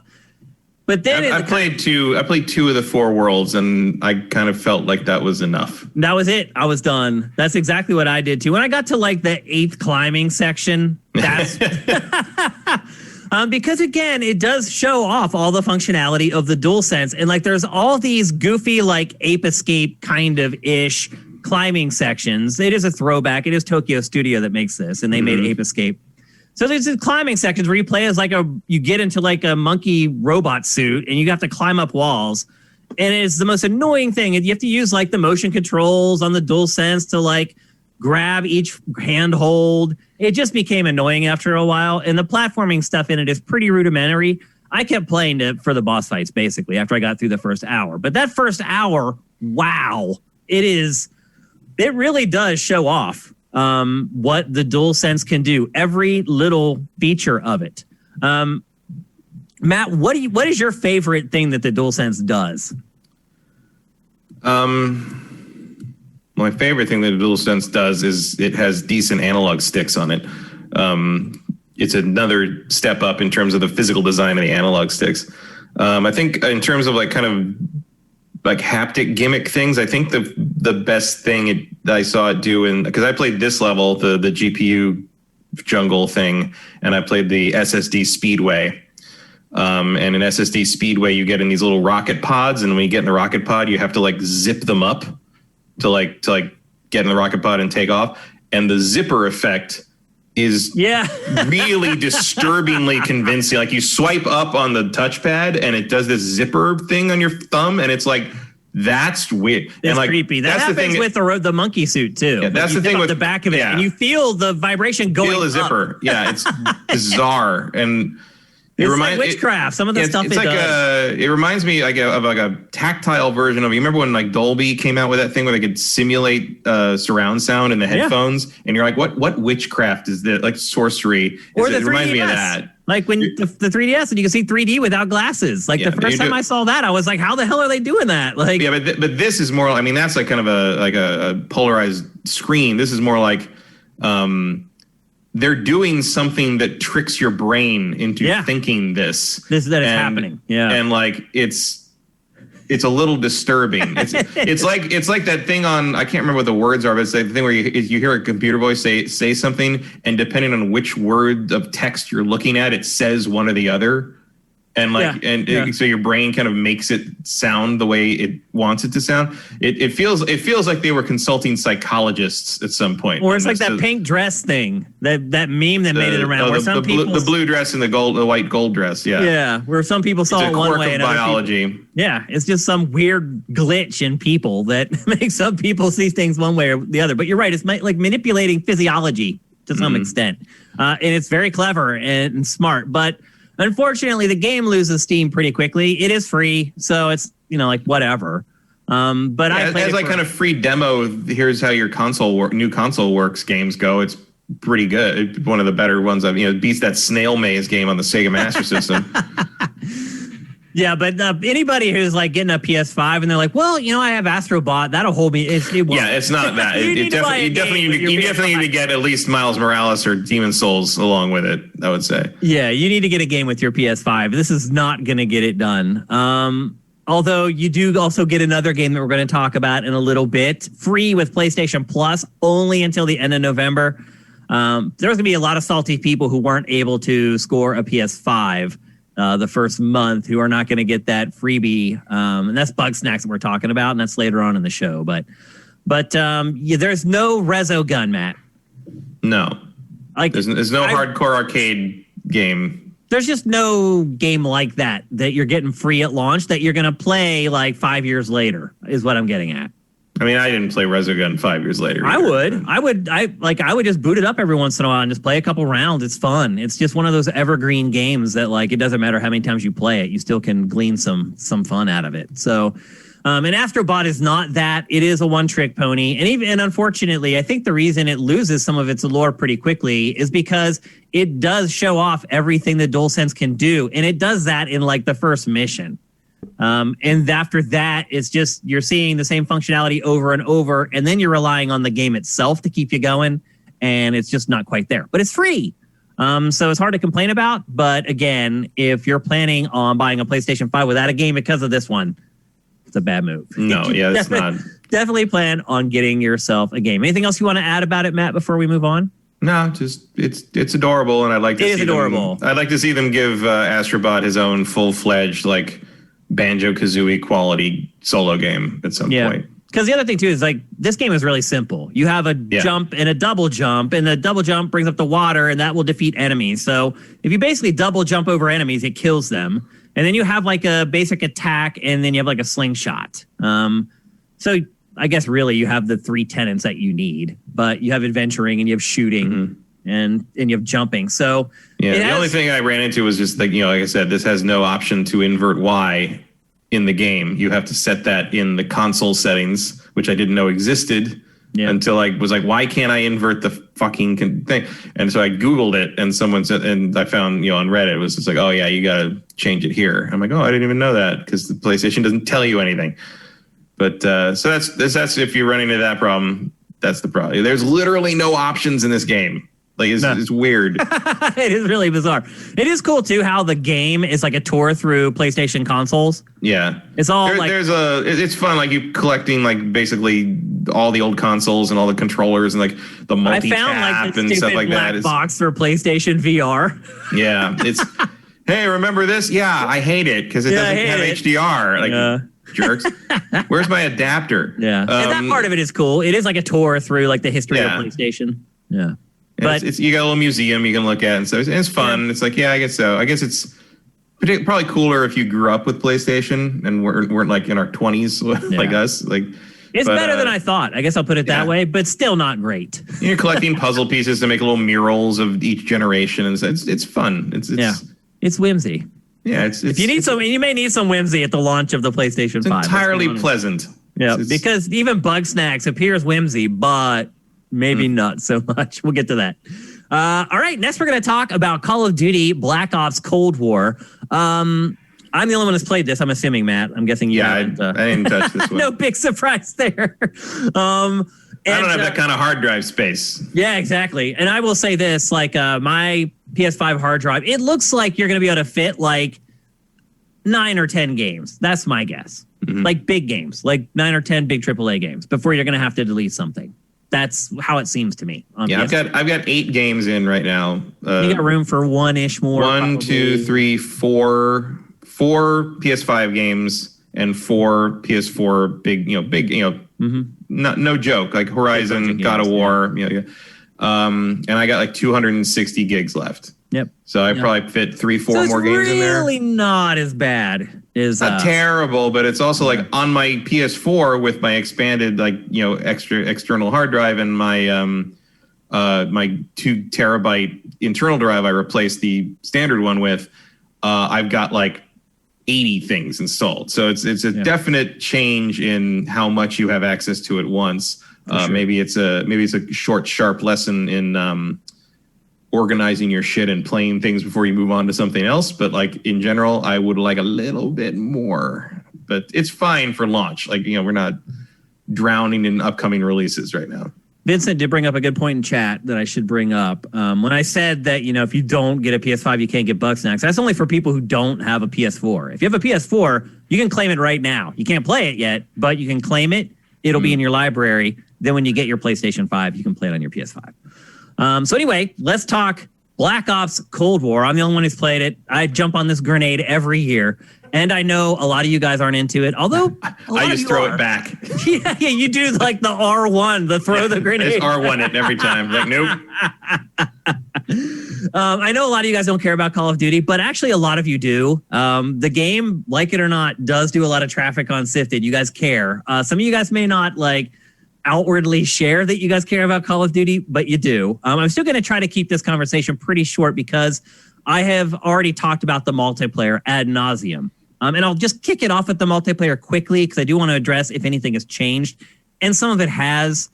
First of all, when I first started playing, they had completely rebalanced pretty much every weapon. All the weapons that I had used in the beta that were effective couldn't kill anything anymore. The other thing that they changed in the multiplayer from the betas and the alpha, the enemies take way more bullets to take down now. It's way harder to kill enemies. The funny part was they said the game was going to be like that. I played the alpha and the beta and it wasn't. And then for the final game, they actually ended up instituting it, which is really bizarre. So just to be honest with you, I felt like I was starting over again when I started playing the final retail version of the multiplayer. There's not enough maps. There's 8 maps. And I had already played, I think they ended up releasing 5 of the 8 in the last beta. So I had 3 new maps to play, and the rest I had played honestly to the point where I was sick of them. So I'm playing through a few new maps, and I can see why they were the 3 that were not included in the beta because they're the 3 worst maps in the game. So they need a lot more maps. The operators, there's 2 that you can select. I was level 21 before I unlocked the first operator. That's insane. And the unlock speed is slow for everything. Everything. All wild cards, all that stuff. It takes forever. Attachments for your gun takes forever. And I think a lot of it is they're just trying to elongate the process because there just aren't as many guns because the game is set in the 80s, which is a perfect segue for me to start talking about the campaign. First thing I'll say, and I know someone's going to ask, and Matt might even ask before this discussion is over, is there a moment like no Russian in this game? No, there is not. They do give you the warning at the beginning, extreme, blah, blah, blah. Do you want to turn it on or off? There's nothing in this game that's going to shake you to your core or make you feel bad about playing video games. What'll make you feel bad about it is the plot. So it's basically an 80s buddy cop movie. It's set in 1981, or at least it kicks off in 1981. Ronald Reagan has just been inaugurated president. The Iran hostage situation had just come to a conclusion. Reagan's all pissed off. He wants to send you and your team of, in all honesty, by the time this game is over, scumbags into basically get revenge on the people who orchestrated the Iran hostage crisis. And that's where it starts. But eventually you run into, every Call of Duty has to have, the one bad guy that you're going to chase throughout the whole game. His name's Perseus. And there's a nuke that's gone missing, and you think he has it, and off you go into another Call of Duty campaign. But that really is where the similarities end. The reason I love Black Ops campaigns is because they always try to do something different. Remember back to Black Ops 2, had branching story paths, multiple endings, had this weird RTS thing that you could play. It's called Forward Base, I think is what it was called, Matt. I think I just remember what it was called. Something like that. So Black Ops is where they try new stuff. So I was expecting new stuff in this, but nothing like what I ended up actually getting. This really flips not even Black Ops, Call of Duty campaigns on its head. There are stealth and spy/espionage missions in this, Matt. You literally stealth where you have to crouch and hide and sneak around and move around enemies and try to go undetected. And then once you get in there and you sneak past them, you pull out your camera and you take like photos of like documents. Every like mission comes with like a dossier with all this evidence in it. And you like sort through the evidence. And then once you get into the mission, you have to find more. And there's this whole like web of intrigue that's like building up under the surface of the game. And while you're doing this, just like prior Black Ops games, you're making choices in the campaign and big ones. Most of the decisions are like, do I let this person live or do I let them die? And they provide a lot of great context for that. They'll be like, hey, this guy was not your ally. He was working for you, but he was not really your ally. Are you sure you want to let him go? He may go back to the other side. And so you know the context when you make those decisions. And then later on, that stuff pays off. It absolutely pays off. There are, I think, 3 endings or something like that. I don't know. I only played it once and got one ending. I did some searching. It seems like there are 3. So that is out of the ordinary for a Call of Duty game to have multiple endings with branching story paths. Really, the only games that do it are Black Ops. So all the over-the-top stuff, the pacing, really good. It is a little awkward with the stealth missions because what will happen, Matt, is you'll go into like a building, you'll infiltrate like the KGB or whatever. You'll sneak in, you'll use your camera, you'll get all this stuff, and you'll sneak out. And then there's like a set piece, like right outside, like where all of a sudden all the tanks are rolling in and there's planes and there's stuff blowing up everywhere. They do have problems kind of spackling over the edges between like the big set piece, high action stuff and the more thoughtful like spy and espionage stuff. But it does work. That's the thing. It does work. They wanted to make an espionage game, but they still had to make a Call of Duty. Yeah. Well, I think the guy who wrote the plot for this, that's kind of his background. And I think maybe their perspective was, look, we hired him because this is his background. We should probably make it work. So it looks to me like there isn't that much of it. There's only like 3 or 4 like missions where you have to do that.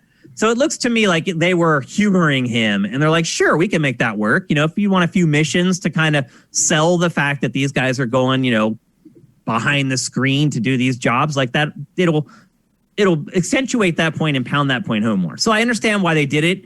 And it does make sense and it does work. But like I said, it can be a little jarring to come out of that stuff. But beyond that, you have latitude in the order that you choose your missions. Like as soon as you start the game, there are 3 missions to choose from. You don't even have to start the game the same way as everybody else. And as you start doing that, like side missions start appearing, they branch off. Like the narrative structure is certainly the best of any Call of Duty I've played, including Black Ops 2, which to me was sort of the gold standard for that stuff going forward. And then you have like all the other cool stuff that only Treyarch does that other developers don't do. You have tons of hidden like little arcade games. Like there was an Outrun arcade machine. There's Pitfall, like the whole Pitfall game. I started playing it and I was like, oh my gosh, I remember this. I ended up playing it for like 30 minutes or whatever. It's just a spectacle. There's really no other way to put it. The set pieces are, I don't know how they keep coming up with new stuff, Matt, that it's just like, just blows your mind. But somehow they managed to keep weaving these crazy dreams of destruction that they've included in these. And they're amazing here too. Just stuff happens that you're like, how did they even think of that? And it's implausible. And the whole plot's really implausible, to be perfectly honest with you. There's no way that this little band of U.S. soldiers are running all over the globe doing the stuff that these guys are doing and getting away with it. And another thing I would say about the plot and kind of the tone of the game, other than it being like this corny 80s thing, when you're flying in the chopper, you hear 80s music, or, you know, when you're hanging out back at base, you're hearing 80s music. There's that kind of pastiche put all over the whole thing. But really, the tone overall is that these people are terrible. So Ronald Reagan is in the opening cutscene. And in the opening cutscene, he's telling them what he wants them to do, which is basically like a bunch of illegal stuff that they can't do. It's against like war crimes and all this other stuff. And basically Ronald Reagan just says like, find a way for plausible deniability. Basically, commit war crimes and find a way to cover it up. And off you go. And that's what you do. And that's what the whole game is. You're out committing war crimes and trying to find ways to cover it up. Maybe that's what the Cold War era was all about. I did grow up in that era. It pretty much was. And I do remember being terrified that the world could end like any day. Like that's the way it was to be like a kid back in the 80s. Like you watch the news, which you didn't a lot as a kid, but if you ever did watch it, they're like, Russia could just bomb us any day and we could all die. And you go to school and they give you these drills and like, so I do get like where the game is coming from. And so maybe that is what was happening in the 80s. It is not historically accurate, I should add. No, I think a lot of stuff. It's not even close to historically accurate. No, there were not a lot of like high-speed Jeep chases down a runway, blowing up a cargo plane with a remote-controlled car. But like a lot of weird war crimey shit happened behind the scenes. Not these things specifically, but it's interesting if you read into like the actual history. I mean, it was a lot. The KGB did their own stuff. I mean, it's not like it wasn't just but it was an imperialistic chess game between the superpowers, and mostly what happened was other countries got caught in the middle of it. Yeah, and there does seem to be some of that in this. Yeah, well, yeah, for sure, because you go to like you start in Amsterdam, and then you're all over the globe, and they find some stupid reason to take you there, which is fine. Like like part of what I like about this series is going to all these different locations. Yeah, changing up the environments is important, as we will see in another game coming up shortly. Yeah. And the protagonist is like he's just the guy that you play the whole game. You can kind of customize him, but it's not like you're playing as this guy at 1 minute and then this other guy the next minute. And I prefer that. I prefer a narrative where I follow one character. It makes the game feel a lot more thoughtful. I actually ended up caring about the people on my team and on my squad in this campaign, whereas in a lot of Call of Duties, I honestly just don't. Well, I think one of the weaknesses there is that like, Modern Warfare did the character switch thing as part of the story it was telling. Right. Yeah. And the big payoff was the nuke that kills off one of your three characters, right, which you don't see coming when you play that game. And I think a lot of the games that followed it sort of fell into this trap of thinking that had to be something they did. And I don't know if it took this long to get away from that. The Black Ops games usually stuck with one character, didn't they? Yeah. That's what I said. I always like them more than the other ones. They always follow like one character, or maybe the switching thing can die.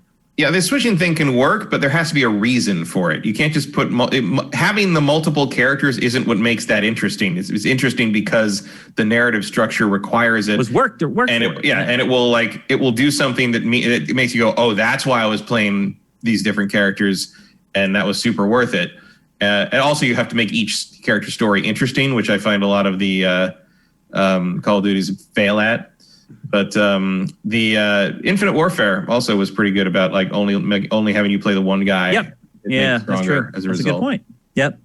So I have enjoyed this campaign a lot. It is corny. You have to put your brain on pause a little bit because there's stuff that happens. You're like, what? Like, what about? And then something else blows up and you forget about it. That's pretty much every Call of Duty campaign, but this one is a little more thoughtful. You will get a little more ingrained with the characters and you'll care a little bit more about them than you usually do in Call of Duty. And then the other part of it is that the campaign's a little longer too. I usually finish Call of Duty campaigns 5 hours or less always. This one took me like 6.5, 7-ish, something like that.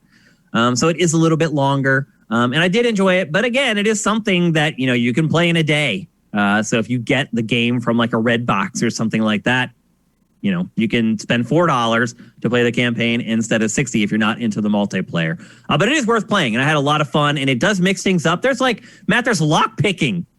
Oh yeah, I saw that. It was like Skyrim style almost. Yeah, it's very easy. Like you just rotate one stick until it clicks and then rotate it again. But it's just the fact that it's in the game. Like you can see it starting to inch towards like these open world like action RPGs. Like it's starting to include like goofy stuff. Like how much longer until there are like you're collecting like weapon parts that you have to use to like upgrade your guns. Like I can see at least the Black Ops imprint inching in that direction. And I think that's good. It needs to go in that direction.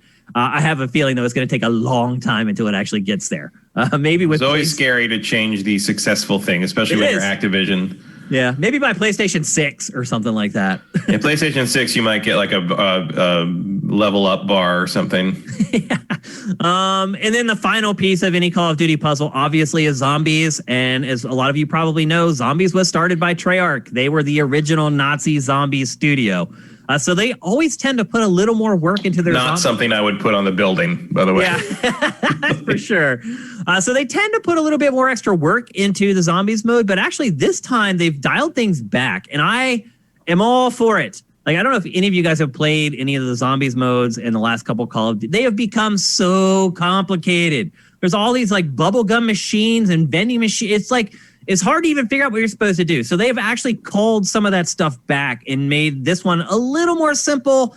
Although I think if you go back maybe 2 Call of Duties, you'll get to where this one is. It hasn't gone like all the way back. It still has the bubblegum machines and all that kind of stuff.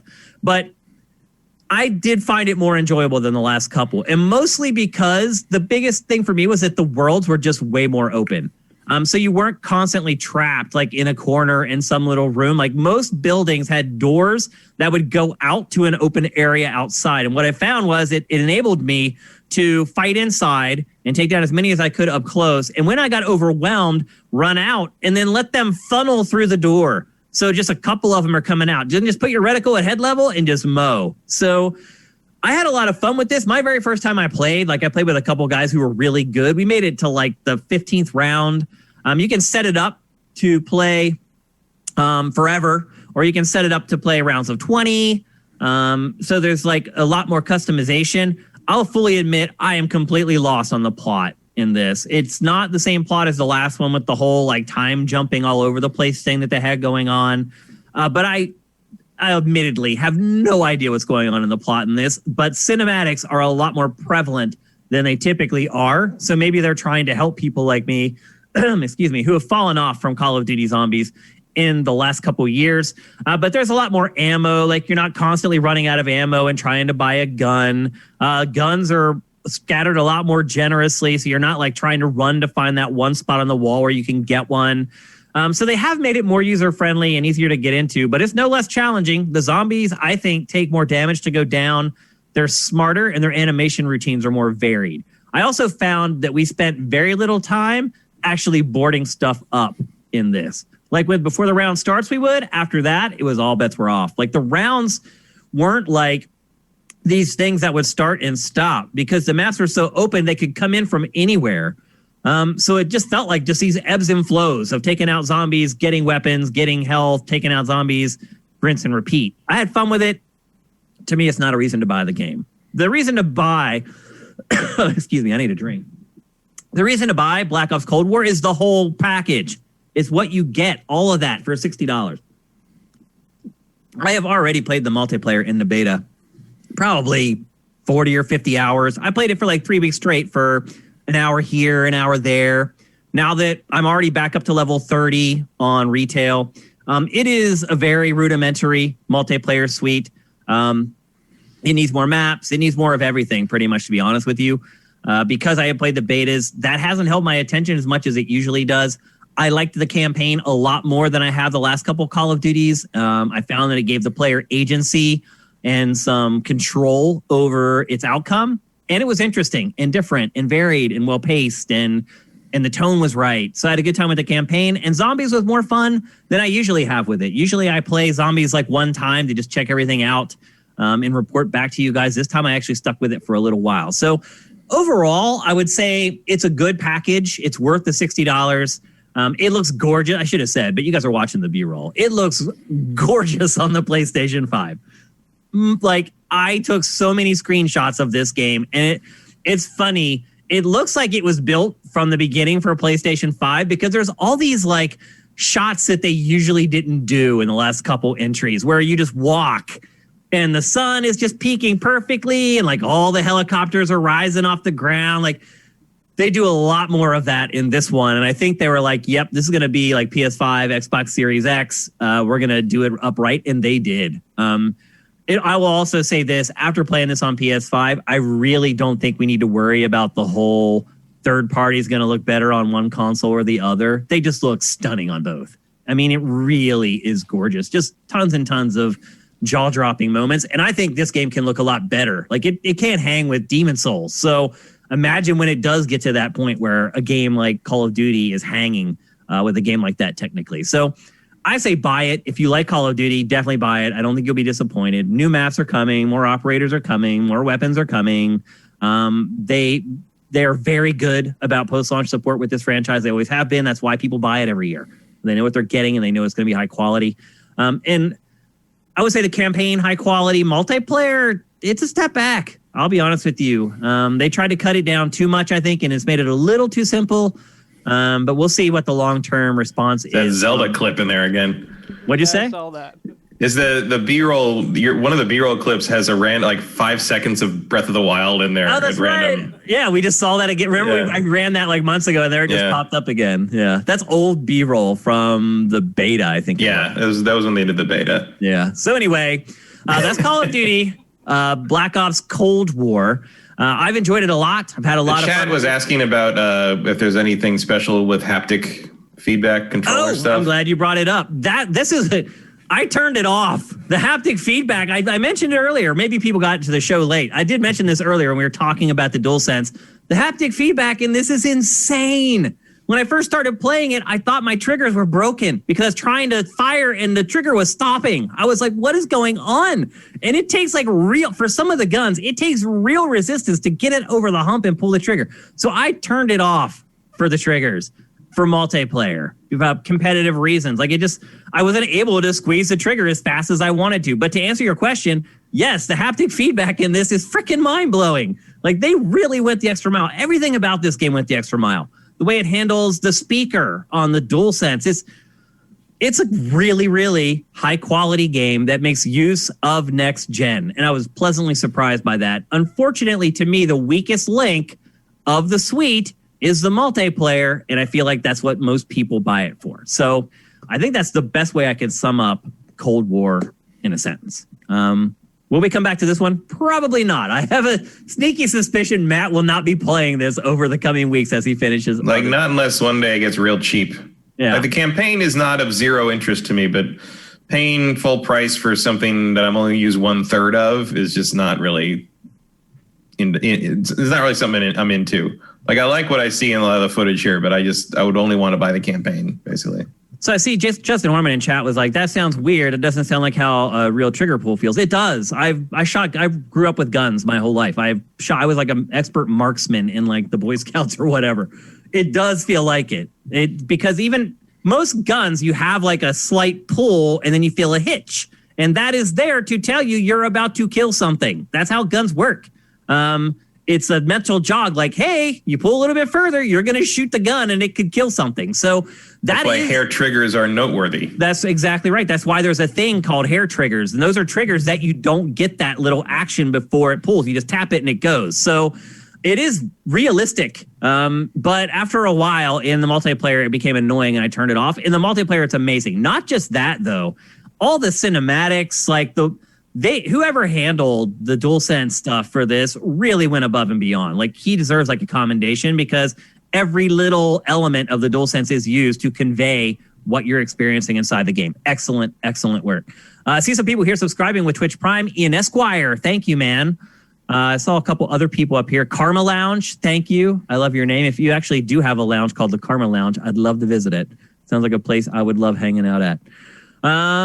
Who else hit us up with the Twitch Prime here? Okay, I think that's it. I think I'm caught up. So anyway, that's Call of Duty Black Ops Cold War, and I do recommend it, but just with caveats, especially if you're huge into multiplayer. But then again, if you didn't play the betas or the alpha like I did, I played it for 50 hours before I got sick of it. So there you go.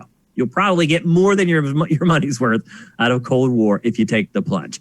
Up next, we're shifting gears drastically to a game that I said a couple weeks ago might be the game at the PlayStation 5 launch that generates a little bit of buzz, and that game is called Bugsnax. It is the game that is free to PlayStation Plus subscribers right now. So if you have a PlayStation 5 and you're a PlayStation Plus member, you can download it for free and you can play it.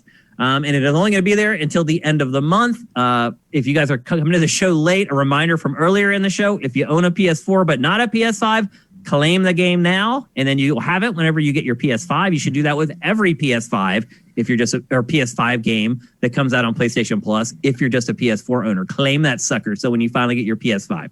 But anyway, this was not pre-installed either. You had to download it from the PlayStation Store.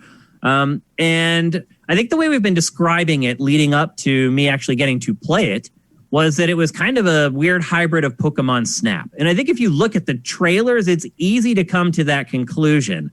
But now that I've played it, that is really tertiary. There's scanning in the game, which I know trips your trigger, Matt. You have to scan the Bugsnax. Essentially, the whole object of the game is to catch bugs. Bugsnax are a hybrid of insects and snacks. And for whatever, these people in this region love to eat them. You're a journalist who is contacted by this adventurer who's on this island. And like, there's these Bugsnax here. They're crazy. We're eating them. Why don't you come eat them with us and do a story while you're at it? So you talk to your editor. The editor is like, that's a dumb idea. But eventually you go and you fly to the island. The editor is correct, by the way. just to clarify there. That is true. That is accurate. So anyway, you get to the island and sure enough, there are these Bugsnax, these creatures that are half insect, half snack, and people on the island who like to eat them. And essentially it's your job to just go round them up and then take them to people to eat. And then they eat them and their bodies mutate based upon whatever the snack was that the bug was merged with. But what the game really becomes, it's not about photography or snapping photos of the Bugsnax. It's about catching them. And so it really becomes like a puzzle adventure where you have to use lures and traps to catch the Bugsnax. And pretty much the whole game is just built around those core mechanics. And off you go into Bugsnax land. Matt, have you enjoyed this game? That's a strong word. I haven't disliked it. It's fine. Like, it's like the Pokemon Snap comparison, like I never agreed with to begin with, but it's not super far off. Like, because if you ignore the fact that Pokemon Snap is an on-rails shooter. There's elements to it. Like if you like the Pokemon Snap element of taking the picture and having to figure out the little mini puzzle of how you get the thing to get the picture or to get the scan or get the trap or whatever, like that's here. Like it's not a completely different mechanic. Like the comparison is limiting, but not wrong. Yeah. Because in Pokemon Snap, you were tossing like Poke Food and like all this other stuff to lure them out. And you do the same thing here. Like, I can't see where the B-roll is, but eventually you get like a slingshot that fires ketchup. Yeah. And the ketchup, you can use it to lure the Bugsnax to certain places. You can use it to lure certain ones have like, certain ones love ketchup, certain ones love ranch dressing, certain ones love chocolate. Like and you get a bunch of little gadgets. You get that, but you also get like a remote controlled ball with a Bugsnax in it that you can like roll around. You can cover it with the stuff from the slingshot, and so the Bugsnax that like that whatever you've covered it in will like follow it around. And a lot of the early stuff is like kind of teaching you that like, okay, you can use the trap to catch this one, but you can't use it on this one because it's too big. So you have to knock it out and grab it with a net. And then it's like. And it's like there's sort of the creatures in it. So the sentient creatures you're seeing here, which seem whatever they are. I mean, they're called grumps. Yeah. And I guess they keep reminding me of Fraggles. Yeah. Whatever. Like they're kind of a Muppet thing going on here. And it's about like it's also kind of like what their animation Sesame looks Street. like. Yeah. It's just like they look like puppets really in terms of how they move.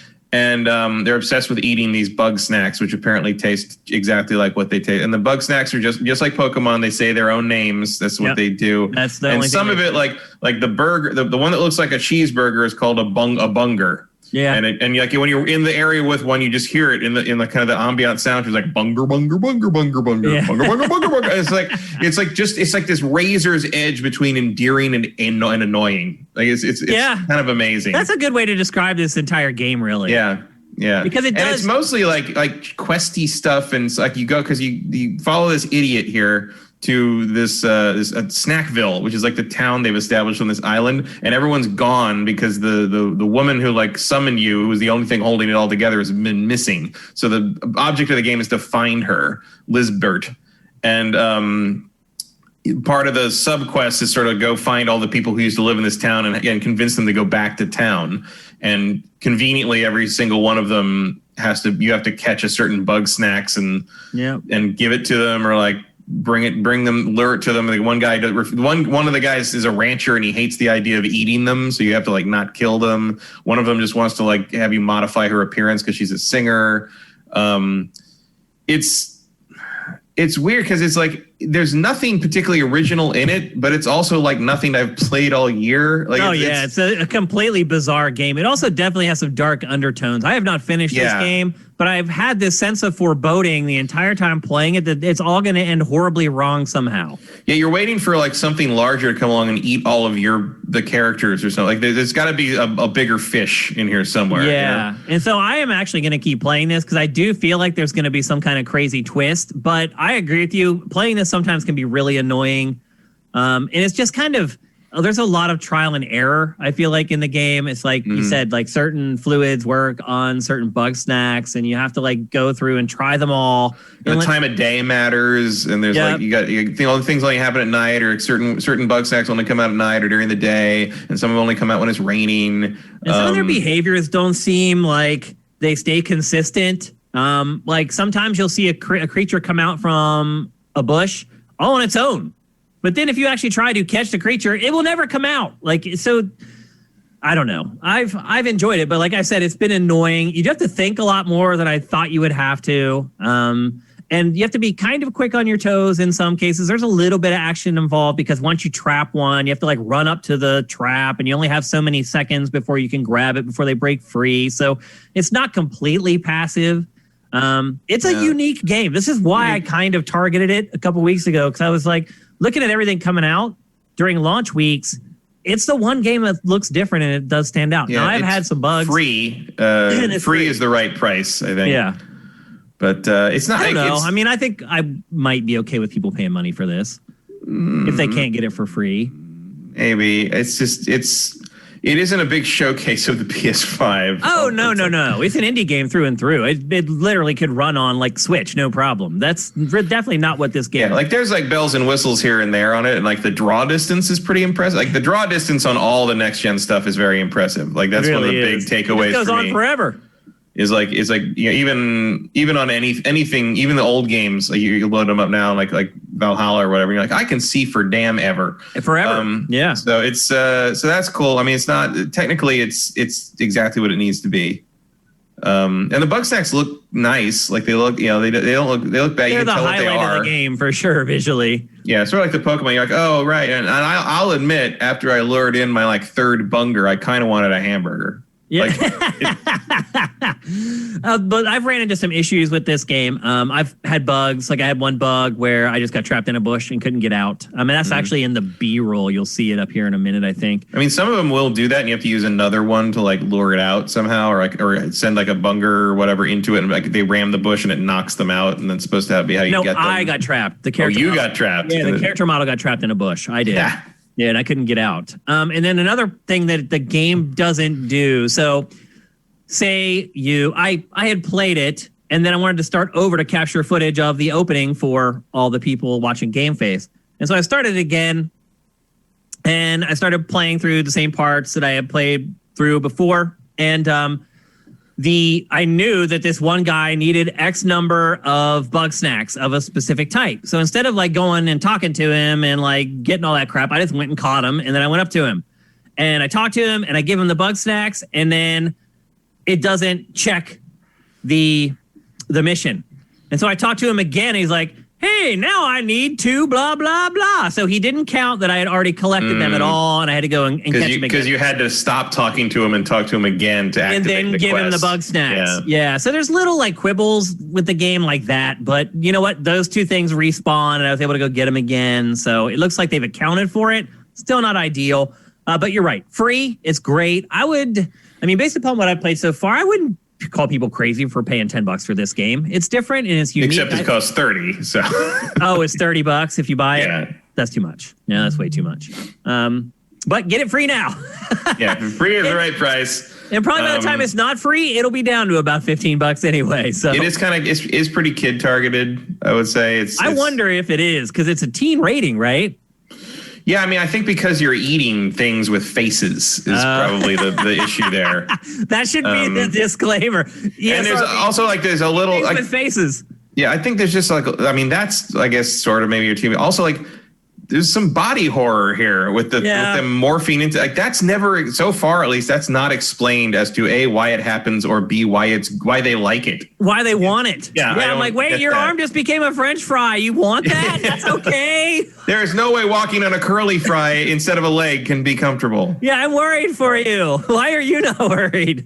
It's a bizarre game. I mean, that's the thing. And there's some, like, you are right, there's some dark stuff, like the cowboy guy who, like, who, like, his wife went off to do something, like, because one of the characters you have to go find and bring back to the town, but he's, like, built, like, a replica of her and, like, cries to her at night, like, when if you're up at, like, 2 a.m. and it's just like, what in the hell is this game? Like, there's been a couple offhanded, like, comments that have been made, and I'm like, yeah, okay. But that's also why I make a comparison to the Muppets, because the Muppets have that sort of dark element to them too. That's like, true. It's weird. It's a strange game. I admit I have come back to it a couple times and keep going forward in it because, like, I just kind of want to see what it does next. Well, the other thing too, there's lots of checkpoints, so you can pick it up. Yeah, it's very pick up and play. Solve a couple puzzles, turn it off, and you won't really lose any progress. So it's pretty generous in that way. Yeah, the areas are pretty small. It's usually pretty straightforward what you need to do to capture the Bugsnax, even if it takes a little work here and there. Yeah, this is what I'm getting at when I talk about, like, this has been a launch week. The PlayStation 5 feels like launch week. It's like somebody looks at Bugsnax. Oh, that game looks stupid. It looks corny. You're right. It does, but it's there. It's a new game that I can play. And it's something that I've been able to play to, like, cleanse the palate after playing, like, 3 hours straight of Call of Duty and then, like, playing Demon Souls and, like, then going and playing Assassin's Creed Valhalla. It's been a nice refresher. It's one of those games, like, maybe I probably wouldn't play in any other circumstance, but that's sort of a launch game. Sort of thing. You know, it is. It's kind of the epitome of a launch game. Try some new stuff. And at least, like, and at least, like, this time I paid nothing for it instead of, like, paying $50 for Ready to Rumble on the Dreamcast. Good point. So, I remember I remember when the Dreamcast came out, I got the Dreamcast and I played stuff and I got the games that I wanted. And that night, like, I got in the morning, and later that night, like, before GameStop closed, I ran over to GameStop and I was like, I just want another game. I just want another new game. And I bought Ready to Rumble for no fucking good reason, which I didn't even end up liking it much. It wasn't terrible. No, but it wasn't worth full price on launch day. And I got it too. I bought it on launch day too. There we were. Like, that's. This, to me, I mean, I think this was a great launch. I don't know what people are talking about. They haven't been through too many if they think this is bad. I mean, they're right. People are right. There's, like, you can play these things on a bunch of other platforms, but it's like, in terms of, I got my new console. I got new games to play on it. PlayStation 5 felt a lot more like I had a new game console than Xbox Series X did. Yep. Because I had all these titles that I had not played before that I had to play to know what I was talking about when this show came up. Like, just that alone was a very big difference. You're like, oh, I have a lot of work to do, basically. Yeah. Even if that work is playing a bunch of video games. It still works. And I didn't have that in with the Xbox One, other than play with the Xbox One and play Valhalla, because we're going to talk about Valhalla. Yep. So yes, it's a very marked distinction. Bunger. There you go. And it's in my head. Like, I refuse to get on the fucking ironic Bugsnax Game of the Year bullshit, because I'm not that kind of internet person. Are people really, like, calling for that, like, unironically? I don't know if it's unironic or ironic, but it's the new knack. In terms of, like, we're going to pretend this is the game of the year, the best game of the generation or something. It's definitely not just that. to annoy people. I don't believe that noise. That is not true at all. We got to move on because we're getting crunched for time. We got a lot more to talk about.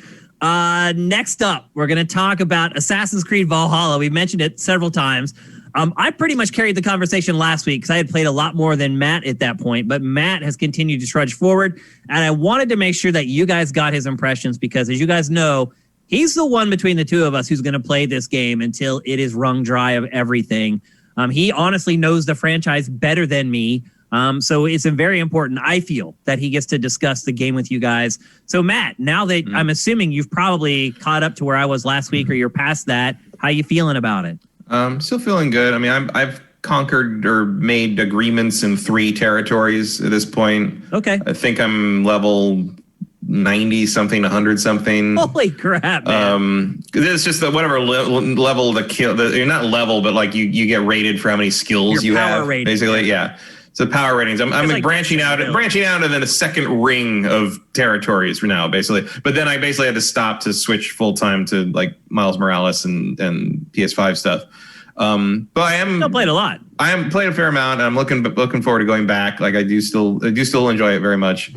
I have not found it as easy as you described it. I have run into for one thing, I didn't find an axe that good.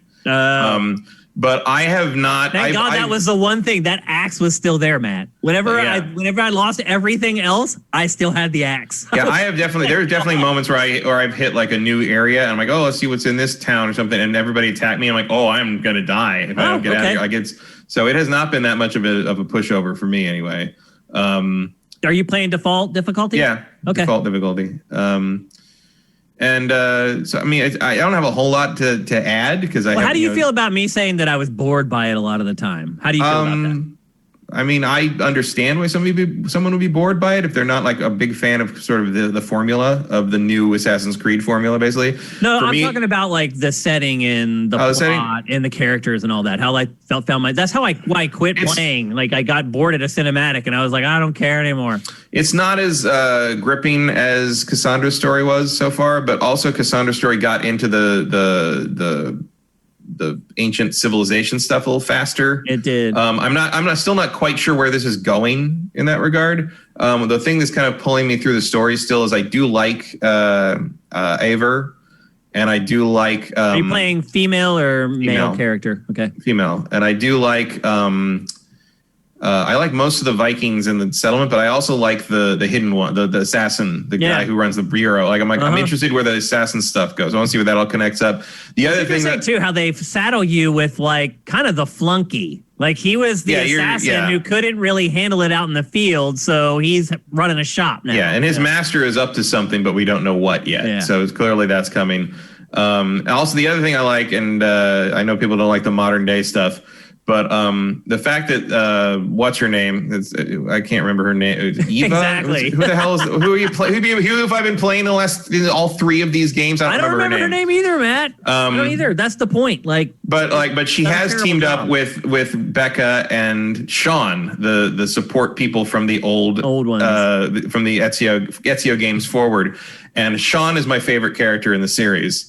He's also very blunt in this one. He's very blunt and very sarcastic and kind of a jerk. And he's based on one of my friends who works there sometimes. Oh. And it's partly, apparently. His attitude is based on my friend, apparently. Interesting. Partly. And very caustic. And also the codex is back in this, and he writes the codex entries. As traditionally, he's the one who writes the informational stuff. And he's back in this one, and all the jokes and all the sarcasm is back, and that's great. So I'm happy to see that element come back. I'm waiting for this sort of new, because it's not new continuity because it's still all canon or whatever, but I'm waiting for them to connect up the modern day stuff here with the modern day stuff from before, and they get close once in a while, but I keep feeling like there's no plan here. Like there may not be. I mean, the way they've handled that part of the plot, it's like there is no plan to be. But the weird conspiracy sort of like the secret rulers of the world sort of Templar thing. Like I'm interested to see how the Order of the Ancients connects up to what the Templars became like a few hundred years later. Like that, I'm into the overall lore of Assassin's Creed, and that keeps me interested too. But I can understand why if you're not like really into the Viking negotiating with Saxons thing, it's not going to grab you. I lost track of it, Matt. Like back when I worked at Game Trailers, there was someone who worked with us. Actually, she used to work at G4 too, Megan Rue. Oh yeah, I know Megan. Yeah. She was a crazy Assassin's Creed fan, like just insane. Like when I got Assassin's Creed swag, I knew who it was going to. And every time a game would come out, she would play it, and then she would come into my office and we'd talk about it. And she would help me with like all the ancient stuff. I don't have that resource anymore, and I haven't had it for like the last 5 or 6 years, thus the last like 5 or 6 games. And so I am completely lost at what's going on with all that stuff. I just kind of let it just wash over me every time I play a game. I mean, that is sort of the best way to approach it. I have a pretty good handle on it overall, although I forget like the name. Yeah, it's the Isu, I think is the name of the first civilization or whatever. Stuff like that. And I feel like they're going somewhere, but they're going somewhere different than they were with the original game. So I feel like that whatever the plan was with Desmond and all that stuff has kind of been scrapped, even though they do mention Desmond and all that a lot. Yeah. So something else, because basically, because the thing in Assassin's Creed 3 was that some kind of solar flare was going to basically fry the planet and ruin everything. And what Desmond did was he sacrificed his life to send up something that caused the electromagnetic field of the planet to become much, much stronger, and it protected us from the solar flare, but it's having different consequences going forward, which is one reason in this game, which is very conveniently tied into the Norse setting, that in the real world, there's an aurora borealis everywhere all the time now because the electromagnetic field of the Earth is so strong now, and there's sort of like a movement to try to figure out how to fix that now. And that's one of your goals in the modern day stuff is going through the Animus to figure out if there's a way to sort of turn off that effect. Right. And that's what Sean and Becca are there trying to help you do. And so I'm curious where that's going to go, but I recognize that is something peculiar to me as someone who's very invested in this franchise and has been forever. I would never tell someone like, you got to play Assassin's Creed Valhalla to find out whether the electromagnetic field gets fixed or not. Like, that is not a relevant thing. Well, the other part is 99% it's such a of the people small playing part this. of the game is the other problem. It's like you literally, there are these little vignettes that you play through. They're not like extended chunks of gameplay where you're there for like 3 or 4 hours. No. I will say that one of the other things that pulls me through it so far is I do like the influence from The Witcher 3. I don't think they're there with the writing yet. Nope. But the side stuff, like what they call mysteries in this, some of them are side quests with basically just fucking weirdos you run into. Yeah. And some of the stuff I've done is so bizarre that it's just completely endearing to me. And it's like the stuff in Witcher 3 where Geralt just runs into the latest crazy person in the neighborhood and has to get involved in whatever strange side quest they want him to do. And that happens in this a lot too. The little girl who's standing there looking at the leaf. Yeah, looking at the leaf, or the boy, like the boy and the mother with the father who like believes that his only defense against the Saxons is to cover himself in shit and not bathe for weeks on end. Yeah. And like you have to clean out all the stuff he's touched in the house and then knock him in the water so he gets clean so they can live with him again. Like there's just stuff like that I find amusing. Yeah. And stuff like that stuff's way more interesting than like the main plot. Well, the main plot so far is literally just forging alliances with local Viking warlords and Saxons that are willing and willing to kind of go against things. And I don't care about anything that they've done. Like it just seems uninteresting to me. No, I mean, it's not a particularly interesting historical period to me. I'm not a big Viking. I think most people would agree with you on that. Like, it's not. So I'm more interested. I'm playing it because I enjoy playing it. I mean, Black Ops Cold War is probably more interesting historically. Like you run into like Gorbachev and like all these crazy people from the 80s.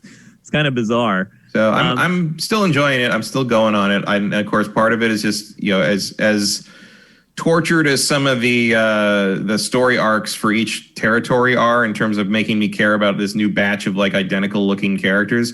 In armor, like I do enjoy playing and I do enjoy taking over territory on a map.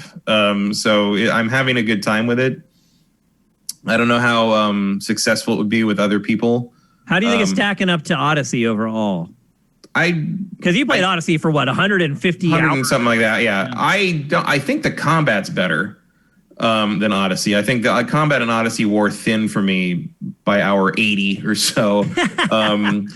But so far, like Cassandra is a much more compelling character. The story tied in better with the Isu stuff and felt like it was going somewhere in terms of the overall sort of like Assassin's Creed mythos. Like I understood why I was being told Cassandra's story much earlier than I am here. I guess would be how I'd put it. It made more sense with the setting as well. I mean, the only reason that these Vikings even come into contact is because one of them goes venturing abroad and brings a couple of them back. Like, well, and you are descended from the first civilization people. Like that's established you discover early. that, but it's just random that like the only way you ever get hooked into the whole thing is, hey, I found these dudes out on the road. Like they seem pretty cool. What do you think? Well, destiny. Fate's fate. Even though the assassins don't believe in that. Yeah. I mean, I have continued to play it, even after I lost all my armor, which really did deter me from continuing. That's a bummer. That's a tough pill to swallow for sure, particularly in an RPG. And knowing that now, like, I'm not fit to fight a lot of the enemies I'm supposed to be fighting, I still trudged forward and kept playing. And I am enjoying it. And I would recommend that people buy it. I think it's worth the full $60. I think just temper your enthusiasm a little bit if you've been buying every one of these games. I would say think back to Syndicate And that's kind of the same level I'm enjoying Valhalla. Yeah, Syndicate's it's not a good bad comparison. game, It's like, but it's a good take on the formula. Like this is a solid thing. It feels version. Like yeah. I mean, I'm sure there will be more to it later, but I think you're gonna have to get through like 50 hours of this shit to get to that. To me is wrong. That's bad. Like I shouldn't have to play. I don't care. I mean, I don't care because you are gonna play it 150 hours. Because I enjoy playing it. Like the story is gravy at this point to me. Yeah. I just like playing this in terms of open world stuff. Like the current Assassin's Creed formula is probably my favorite one. Yep. In terms of something that comes out regularly, I mean, maybe Cyberpunk will beat that or something. But like, I cannot wait for that. This is just a super dependable thing I do every fall as I play an Assassin's Creed game, and here we are again. You know, Hell, when they took a year off last year, I went back and played one of the old ones again. Like it's just a thing I like to do circa October. I didn't feel that too strongly this year because October was weird weather-wise, and time means nothing now. So it really is irrelevant. It wasn't like where I'm like, oh, everyone's wearing scarves and we're staying inside more and stuff. It's time to play an Assassin's Creed game. It's like, no, I don't know. It was like 100 degrees here in October. Yeah. Dude, I got like antibiotics to take, and I like forget if I've done it or not 5 minutes later because I've just sat on that couch for so long in the last 9 months. But seriously, there's no markers to remember things. It's like when you go through normal life, it's like, oh, there was that birthday, or there was that game that I went to, or there was this dinner that somebody had, or it was this birthday party. There's none of that to give you the frame of reference for when things happen anymore. No, it's just there's like moments where you're like blurring together. You're like, where was that was 3 weeks ago because that's the last time I talked to a human being. You know, it's like when someone came over to drop something off or whatever. You know, it's like I feel for you, Matt. I'll come over and we'll hang out. Like I'll sit on one side of your pool and you'll sit on the other. Like seriously, you may need some like human interaction, bro. It's a long winter over here. Matt has been by himself all this time. I've only been by myself now for like 5 days. My wife went home for Thanksgiving, and I'm already starting to feel it. So I may need to come over there for some therapy myself, Matt. We can sit by the pool and just be around another human being for a while. Okay, it's time to move on to another. Initially, what we thought was a PlayStation 5 exclusive, but eventually it came out that it was also coming to PC. And that is Godfall, published by Gearbox, but not developed by Gearbox, right? No, it's developed by a new company that Gearbox kind of discovered, it seems like. And did they buy them, or did they just license them? I think they helped pay to get it finished, if I remember the story right. And I have not played this. This is a game that Matt decided to jump on the grenade for. Thank you very much, my friend. So I ended up with an extra copies of Miles Morales because of the bundles. And someone I knew had an extra copy of an extra code for this, so I traded a Miles for this. Oh, that were great. So I did technically still spend money on it, but I didn't directly do it. There you go. You've let yourself off the hook. But I figured it was something else to buy to play instead of in the launch lineup. People about this game. This game hasn't been reviewed all that much since the PlayStation 5 was released. I don't feel like it was a big priority for a lot of outlets. No, for being the first next gen game we saw, it made surprisingly little impact. Yep, and it is a timed exclusive, or is it on PC already? It's already on PC, I think. Yeah, it came out for both on the same day, I guess. So it's a hack and slash game. It's a looter slasher, as they say. It's Borderlands with a sword. Or is it like Destiny? Or is it like Destiny with a sword?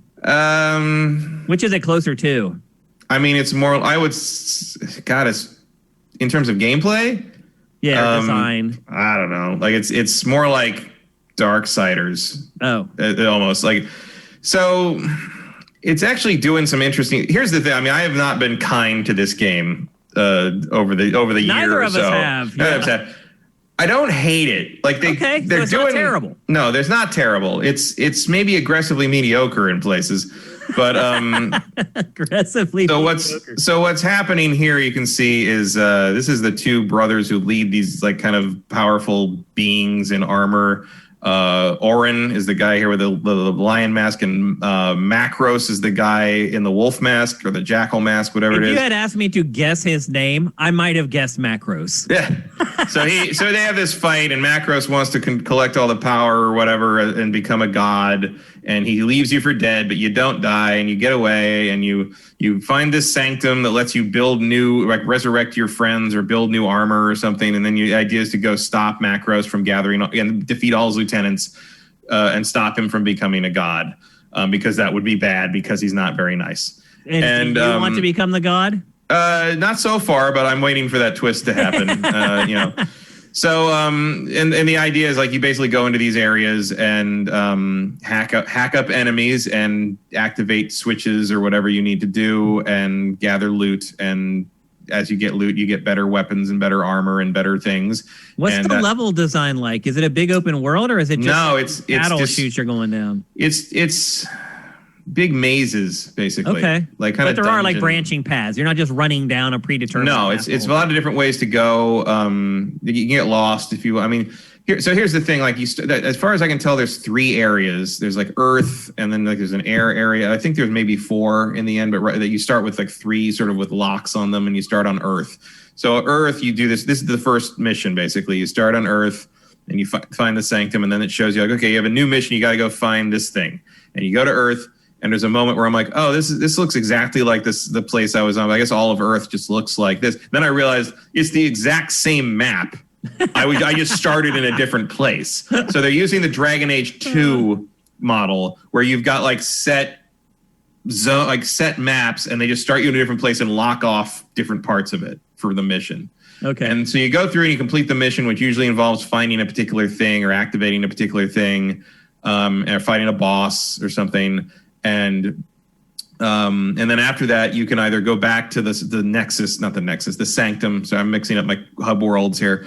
Dark Souls is not a horrible, or Demon Souls is not a horrible comparison either. There's a Nexus place you go to, and you go out to the different locations and complete the thing and come back and cash in your upgrades or whatever.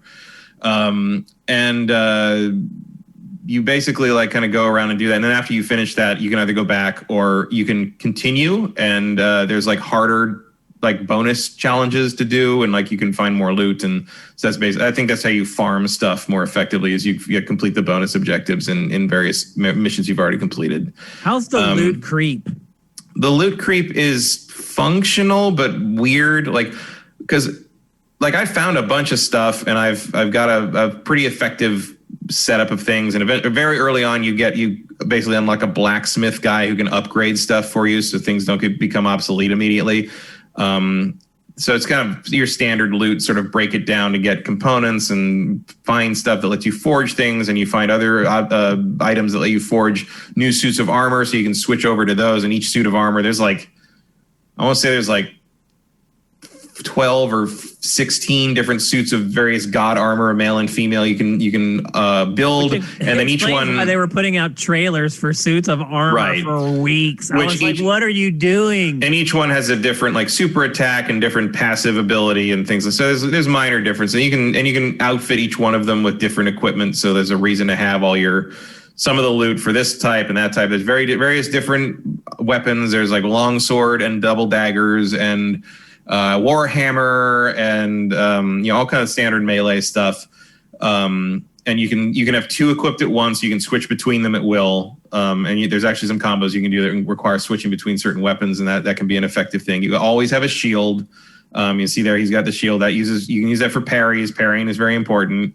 You can also throw it like Captain America, that can knock guys down and be able. So the star of the show, I guess if you want to call it that, is the combat. And people are asking, how much is it like For Honor? Not at all. Or compare it to For Honor? Not at all. Okay. I would never have entered my head to compare it to For Honor. Okay. Well, I think it's a melee game, and just organically people are going to jump to that. Yeah, it's not like that at all. It's more like Dark Souls. It's less thoughtful, probably, right? Much less thoughtful than that. Yeah. It's more thoughtful than a lot of action melee games. But I would say like if you find like a midpoint between like Darksiders and Dark Souls, and you've kind of got it. In terms of, it's more arcadey than Dark Souls, it's more forgiving, but it's also got a lot to it. Like there's not a lot of combos, but like the point of it is to kind of get through the defenses of the enemies, and like they're going to be very effective in attacking you, and you can be very effective at blocking and parrying. And every time you block or dodge or parry, they will usually open up some kind of weak spot, which is marked by an orange or a red dot. And if you can target that with them, and not just target it with like hit the guy in counter, but target with a move like if you see the red dot on their arm, you need to use something that can hit that arm. Oh, like you need to poke with a stab move that like hits them there, or you need to slash with a slash that hits their arm there. Like it doesn't have to be exact, but it does, and the damage bonus you get from that is very big. So that is sort of the way like parrying is important.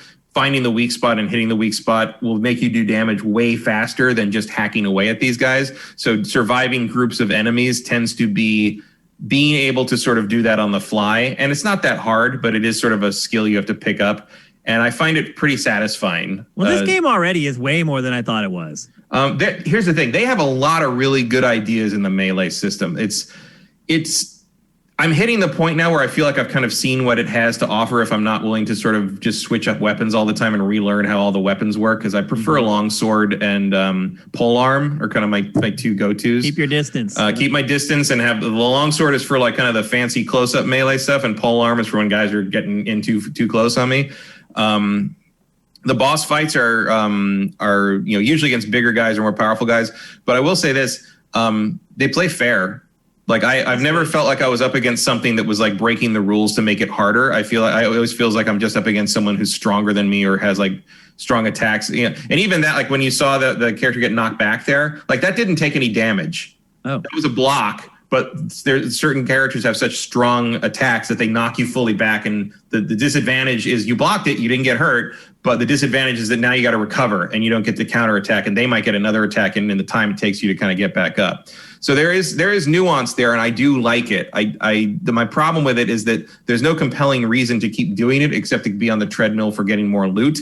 And here's the core of it, and this may be silly, but like there is no personality or character to this game at all. I could tell that from the very first trailer, man. We suspected that originally, but this game is like someone made a whole game. Look, there's a lot of artistic talent here. There's a lot of stuff happening here. The detail on the armor, the inlaid engravings on the armor, and sort of the world you can see here. Like there's all these like technical intricate texture. The textures are there. It's shit. Yeah, but and even then, like clearly the people that did this, the art. What they were doing physically is fantastic, right? But just everybody looks like it came out of a doodle from a Metalhead's binder drawing circa 1997. It looks like my notebook from like 10th grade. they're all just generic suits of armor with like no faces and no personality, and everybody's trying to act like they know each other and care what's going on. I'm like, I don't know who any of these people are, and it's maybe that's why I'm having such forgiving feelings towards Valhalla. Because this has some Norse mythology to it too. Yeah. Where I'm just like, well, these guys just have no personality and no character at all, and I can't bring myself to care about any of it. And like there's the whole thing where you can switch between the various suits of armor, and I'm just looking, I'm like, why do I care? Like I don't care who I play as, and I don't care what I do. Does the plot stick around, or does it like disappear and then like it's still there 4 hours later? No, it's still there. Like each mission that you go through as you go through the story is story driven in the sense that you have a narrative goal to achieve. But it's telling that I don't remember any of them except finding the blacksmith. Yeah. The guy the smith who's going to like upgrade you. I remember that because that was a goal I wanted because I wanted to be able to upgrade things. But I don't remember what I was doing in the first mission before the smith guy. I don't remember what I was doing in the mission after the smith guy. Yeah, because they all bleed together. They have nothing distinct to them. I had to get to the thing where the marker said to get to and activate the thing so I could get another sword that I would then just break down because it wasn't. Because the other thing is I think I have one like maximum rarity weapon. It's a long sword, but it's named after Zero's sword from Borderlands. So I think I got it as like a bonus for having played Borderlands on my Gearbox Shift account or something. Oh, that's cool. And it's better than anything else I found in the game. It's like infinitely superior to everything. So I'm just like, cool. But like I'm just hacking my way through with that thing. And how like much is this game, Matt? It's full price as far as I know. It's a $60 game. Yeah, and unless you GameStop real quick. Unless you want to pay like an extra $10 for the Ascended Edition or something, which it keeps saying like Godfall, $69.90. $70. Yeah, right. We're next gen. I forgot. Well, and you pay an extra $10 for a bunch of useless like armor skins if you want your guy to look gold. But like everything in the game already looks gold, so who gives a shit? A sucker. Oh my gosh. So, I'm glad we gave this away for free. I think Erebus Jones won it last week. So it's not like I don't hate it. Like I'm not saying it's bad. I just think it's like it's some cool. I can see like the story that they told about how Gearbox saw a demo of this and we're like, oh my god, we have to help this game get made. I can absolutely see if you played like a combat demo of this game in like pre-alpha, you could see the ideas on display and how this was going to turn out to be. Maybe you thought this was going to turn out to be something special. And the combat is fun. Like I enjoy fighting in the game for sure. Just nothing else there is kind of the way I'd put it. How much would you pay for this game, Matt? I'd pay like 30 for it. That's the other thing with these this new generation games at $70. The discounts are going to be all off kilter now. Yeah, like, I'm wondering. I honestly like. When is this game $30? Like not when is for this, another when is year this game from on? now. When is this game the PS Plus giveaway? Right. That's my question. That may be February. Well, no, because that's Destruction All Stars, the other game nobody wanted for the launch. I'm joking, obviously. But only again, a little. I know it might be the one after Destruction All Stars. I don't know. You know. So if were this to hit PlayStation Plus at some point, I would say absolutely try it. Oh, download it. It's worth fun. the ones and zeros, but the combat is fun. Yeah. This is reminding people not quite enough to carry Watch Dogs Legion's on sale for $30 right now. That's right. That's probably the best purchase you could make right now. Miles Morales was like $22 at Walmart for a while. What? I don't know if that's still holding true. Perfect. Although I will say getting rid of that extra Miles Morales was very difficult because that's the game everybody bought. Right. With yeah. the PS5, so everyone already had it. I bought it. And right with that, we're segueing right into Marvel Spider-Man Miles Morales. The people are calling it the Expandalone. That's not what the graphics said. What? The graphics said we're going to Xbox. Oh, we are. You're right. We're running out of time.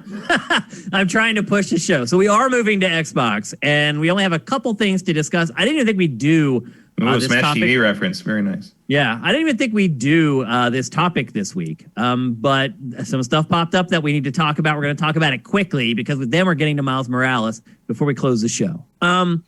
First of all, game prices going to $70. It's happening.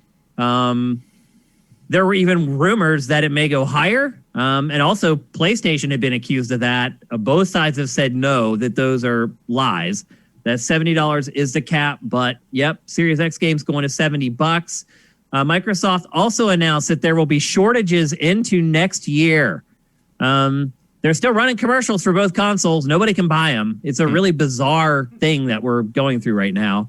And I get a lot of people on Twitter being like, why am I seeing these? It's making people miserable. Like, you sit and you watch TV to try to get away from the fact that you don't have a PS5 yet. And then you sit there and you're bombarded with the fact that you don't have a PS5 and you can't find one. And pre-orders have still been a disaster. I saw somebody mention in chat earlier, something they were trying to help people. Here we go. From Emperor Dread. PSA for UK peeps. Amazon UK is due to get limited stock of PS5s in tomorrow, the 19th at 10 a.m. So there's PS5, but it's been just as hard to find either one of them. And chances are most people are just buying them to flip them on eBay because the prices there are insane.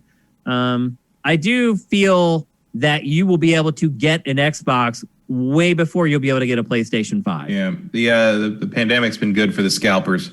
And that may help Xbox, in all honesty, get more of a foothold. And, if there's something to buy, there's a good chance someone will buy it. So. Yeah, because the other thing is like I mentioned this earlier after playing Call of Duty. I'm like, I don't think we have to worry about like one console being better than the other with third party. And sure enough, this week, the first comparison from Digital Foundry came out, and they used a Devil May Cry 5 Special Edition. And honestly, the PS5 kind of won.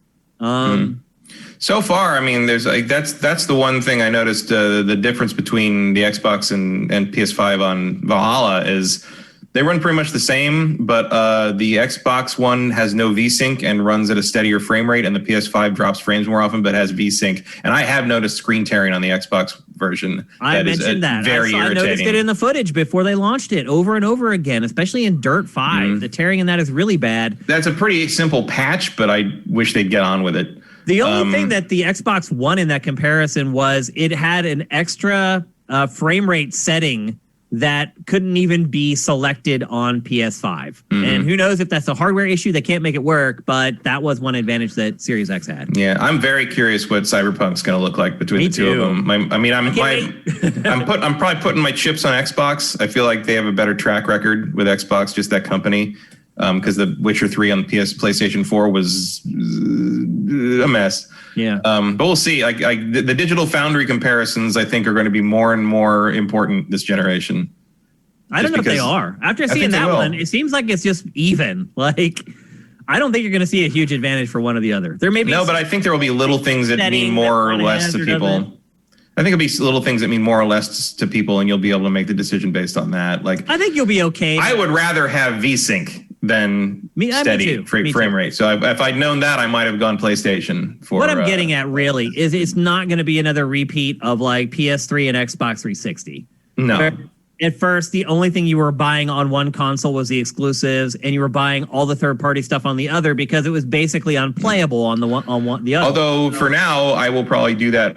I'll keep the PS5 for exclusives because I don't have anywhere else to install things on it. So that's a factor too. Yep. And then the big news is that the Xbox Series line is the biggest console launch in Microsoft history across both of the consoles, across all territories. And look, they can be fudging that. This could be the console they launched in the most territories on day one. I don't know. Did we get a number on that, or they just said that was what I was getting at. No numbers. They're going to continue to not give us sales numbers for their consoles for another generation, which anytime you hear that, it's like, okay, well, how good of a story is that then? Because I have a feeling when Sony reports on how the PlayStation 5 is doing, it's going to give us numbers. Yeah, no context on claims like that tend to sort of damper the enthusiasm for me. The other thing, too, is if you go back and you look at, like, to us, back when the Xbox 360 launched, it seemed bigger than anything. And it was for the time. It was huge. Like, going to a GameStop and seeing 300 people wrap around the block, it seemed bigger than it was. If you actually go back and look at the numbers, I mean, for us, we were at that crazy hangar thing for Xbox 360. Yeah. But if you go back and look at the numbers, they sold like 500,000 consoles in the first week. Like, they're manufacturing more. The distribution is better. The pre-ordering is better. People don't have to like stand in line all night anymore to get them. So I would expect it to be the best launch in Microsoft history, unless it was a complete and total flop, which I did not expect at all. So, without numbers and without context, it's hard to say exactly how well it did. It sold better than Xbox One. Well, it better, because Xbox One was a disaster. So, and back, Xbox 360 was so long ago. The addressable market is twice the size it was back then. So it's comparing apples to oranges to say it's the best ever, but it's still encouraging to see that it didn't flop. That's really what matters. And then the final thing is something that we talked about last week. We had only had our Xbox Series X for a couple days at this point last week, and we were having problems with Quick Resume. That's pretty much all been fixed now, and it works for everyone, including me. And I do like it. I don't think it's like some kind of a killer app type thing. I think it's cool. But again, like I said earlier in the show, with the SSDs being so fast, like that would have been something really cool last generation. Like that could have been something that actually budged your purchase decision a little bit. Now, not so much. And I have a feeling that eventually Sony will probably have that feature as well. It just doesn't have it right now. So that's the latest on Xbox Series platform. Not a lot of news. Everyone's playing it. It's out there now. It's out in the wild. But there were a few tidbits that I wanted to share before we transition for real this time to Marvel's Spider-Man Miles Morales. Matt, I was shocked to find out, not that you finished it. I was not surprised by that. I was surprised that you had like 100%ed it already. You're missing one trophy, right? I'm missing a few. I'm missing some next game, New Game Plus stuff because I haven't started New Game Plus. Okay. So the final suits and the final gadgets and the final skills you can't get until you do New Game Plus. So I don't have those yet. And there's I'm about 3 or 4 hours in, so I've played. There's one remote mine thing that it didn't count properly, so I don't know if that trophy's broken or I was doing it wrong. But okay. But mostly, I mean, the map is 100% done. I have nothing left to do in my first playthrough. How much time did that take you, Matt? I would say it took like between 15 and 16 hours. Yeah. I'm only a few hours in at this point, but I can already kind of get the feeling that it's not as long as the last game. No, the story, I would say the story stuff alone is about 8 hours. Yeah, because they're already starting to pile me on with stuff that took a lot longer in the first game. Basically, I have a full arsenal already, like right out of the gate in this game. It felt like it was a little bit more of a ramp up. Yeah, there's a slower build up in the first one, which I'm fine with it getting to it faster. Yeah, I've already played 20 some hours of it, in the prior game. I'm ready. And I also think that the story is as long as it needs to be. Like, you could definitely make it longer if you added if you padded it out with a couple more supervillains, and had the little mini side kind of things where you had to deal with these other supervillains to get the information to move forward in the main story, which is what the first game did to some degree with the raft escape and everything. Yep. I thought you were talking about the first game. No, that's the structure of the first game. But they didn't do that. They streamlined it to just the main villain. Okay. That you're dealing with. I see what you're saying now. All right. And I think that's good. I think that works. So I guess the people that said like, oh, it's going to be a miniature expansion pack. This is bigger than like DLC. Like, this is not DLC, but it is smaller in terms of scope than the first game. I think expand alone is the right term. Yeah. Yeah. I mean, it's not something I think they would have sold. It's an expansion that can stand on its own 2 feet. Yeah, I don't think they would have sold it for like $20 as part of the DLC of the first game, but I do think that there's a reason this is $50 and not 70. Yeah. It probably should be 40 though, I think. Well, with the next gen inflation. Maybe the PS4 version is 40. Probably I haven't looked. Although that would be a way for you to skeeve off $10 because you could buy the PS4 version. Yeah, that might be. Maybe it isn't upgraded on the PS5. Maybe they're smart to that, so I would imagine it's not that. I would guess they figured that out way before we did. But the main thing is this game is fucking amazing. It really is. It's just the hardest game to put down this week. I'll be honest with you. But I knew you were going to play it all, so I was like, this is the one I want to play, but I need to do what's right for the people. So I'll play enough so I can talk about it. I won't look like an idiot, but I need to dive into these other games. I know Matt is going to handle this one for I honestly didn't even mean to play it as much as I did, but I did. And because I just didn't stop. And it's amazing. I mean, I love the first game anyway. This is better. Matt, you're going to be shocked to find this out, but the PlayStation 5 version of Miles Morales is $70. What? No, it's not. I'm on GameStop right now. You sure that's not the $69.99? You sure that's not the ultimate one? No. Nope. $69.99 for the PS5 version. The PS4 version is $49.95, $50. That is not right. Because I bought it for that much money. I'm looking at GameStop right now. Well, GameStop's lying to you. Oh, you know what? But over here, you're right. Here's another PS5 version for $49.99. Yeah, it's right here on PlayStation's site, $49.99. It's the Ultimate Edition is $20 more because it comes with the remaster of Spider-Man. Got it. Okay. So that is the version I bought. So I did pay that much. You paid the extra $20. I paid the extra $20. But you can also add that on if you just buy the regular edition. And then I should also note that the bonus stuff you got for pre-ordering, like the suits, you can still unlock those normally. Like that, you don't. Okay. It's not like you don't have those suits. That's the best way to handle it. If you didn't pre-order, we're not cutting people off. They're just unlocked at the beginning of the game instead of having to earn them later. So yeah, you don't lose anything by not pre-ordering. So yeah, where was I on that?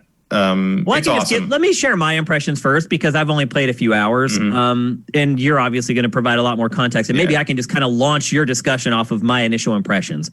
And that is that this game is way more New York than the last one.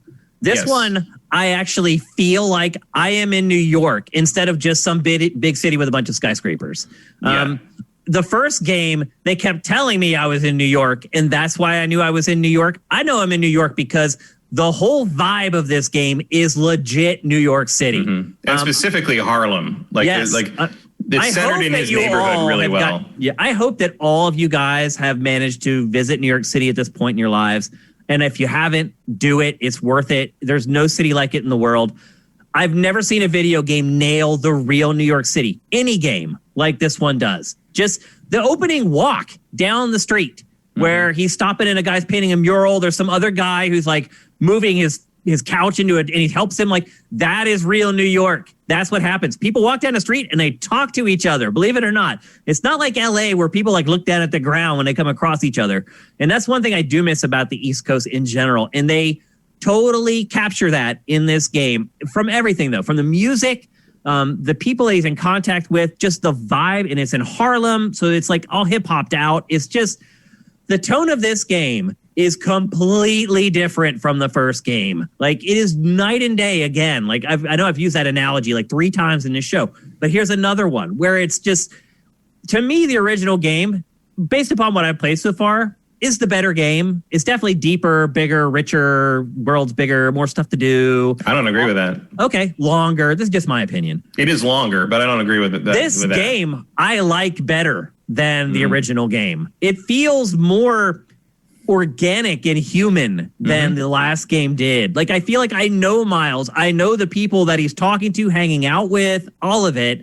I am enjoying this more than the first. That's saying a lot because I really liked the first one.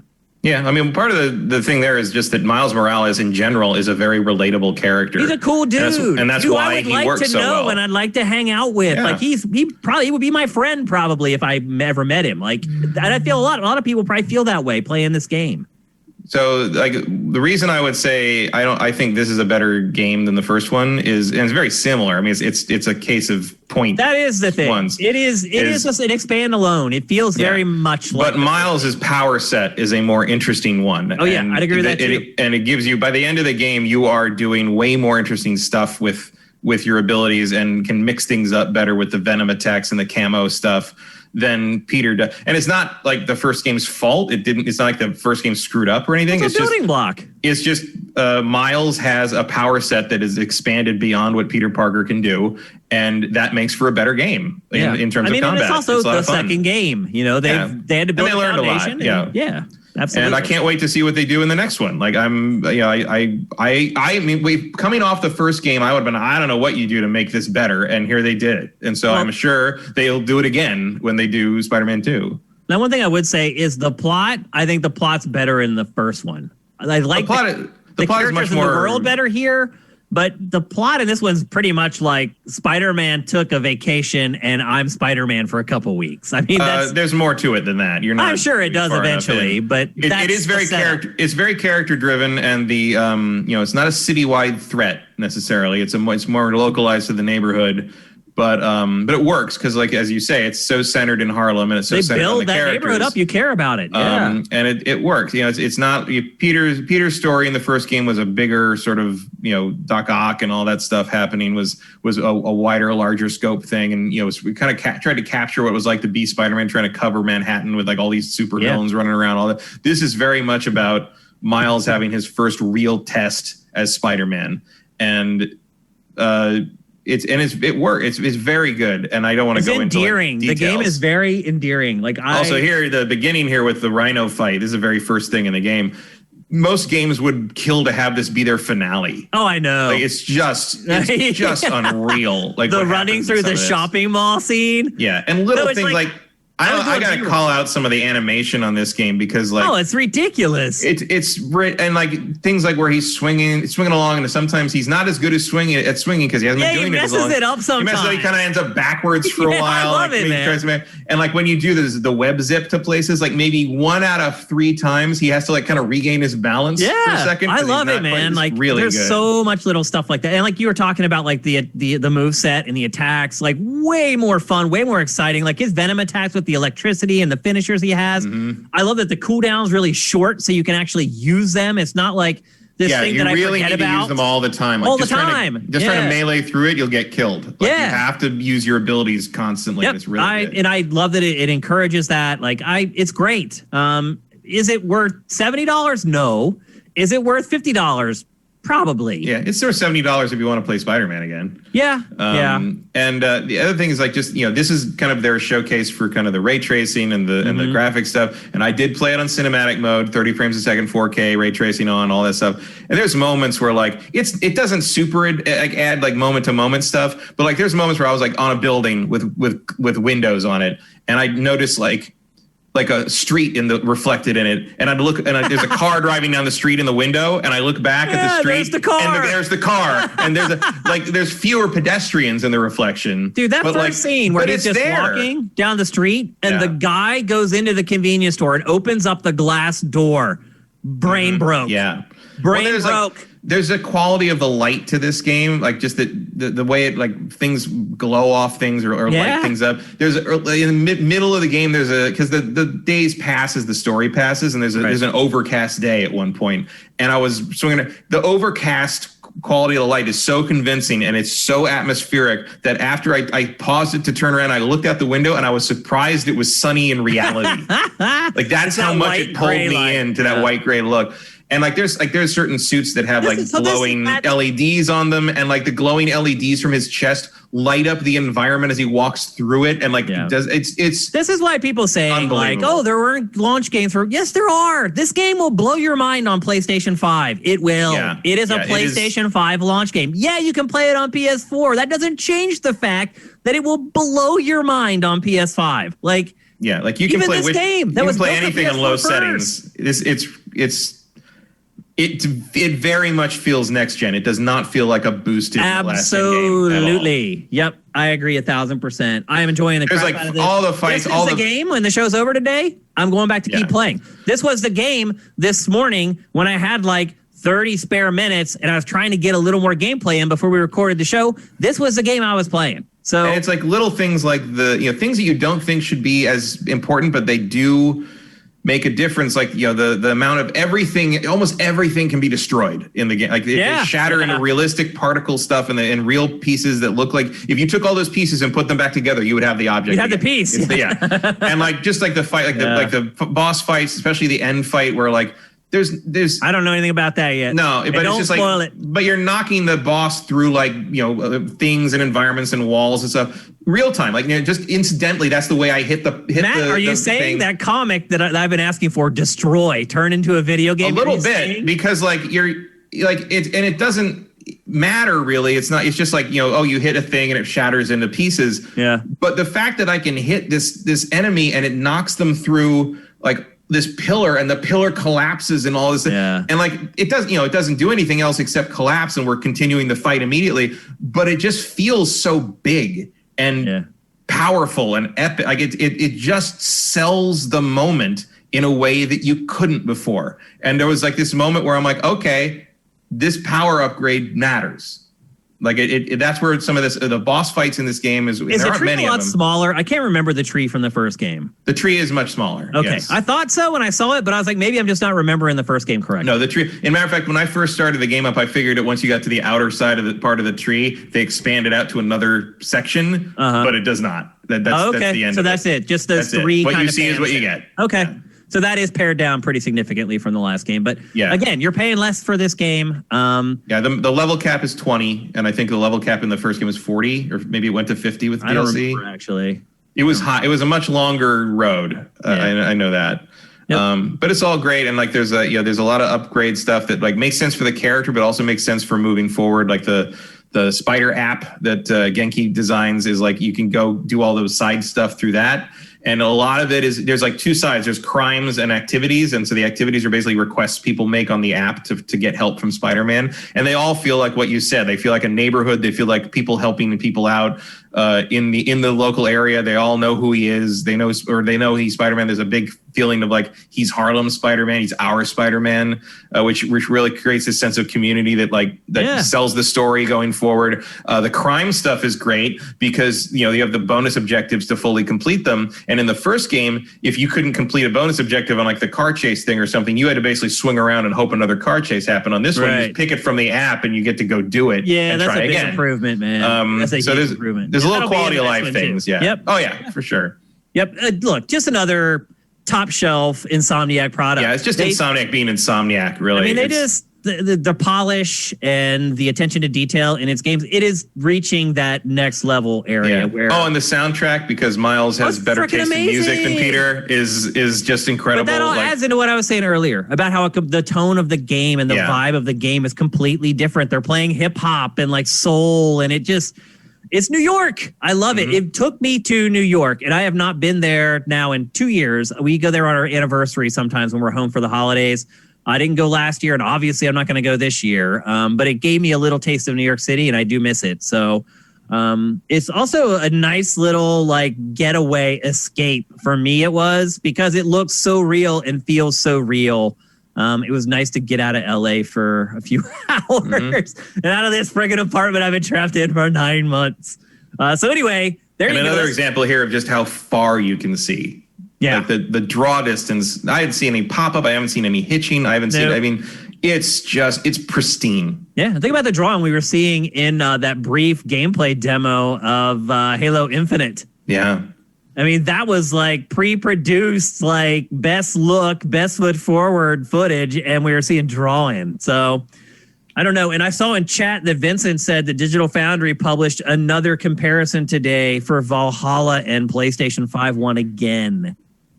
Said there's a lot of tearing in. I don't know if you've been playing the Series X version, so you've probably seen it. Is there tearing? I said that. I said there's tearing in the Xbox version. Oh, I thought you were just saying in general. Okay. No, the Xbox. No, there's no tearing because the V-Sync's on the PS5 and it's not on Xbox Series X. There's no tearing on PS5. I can vouch for that. So I'm figuring that's going to be a patch at some point, but I don't know why it's not already on to begin with.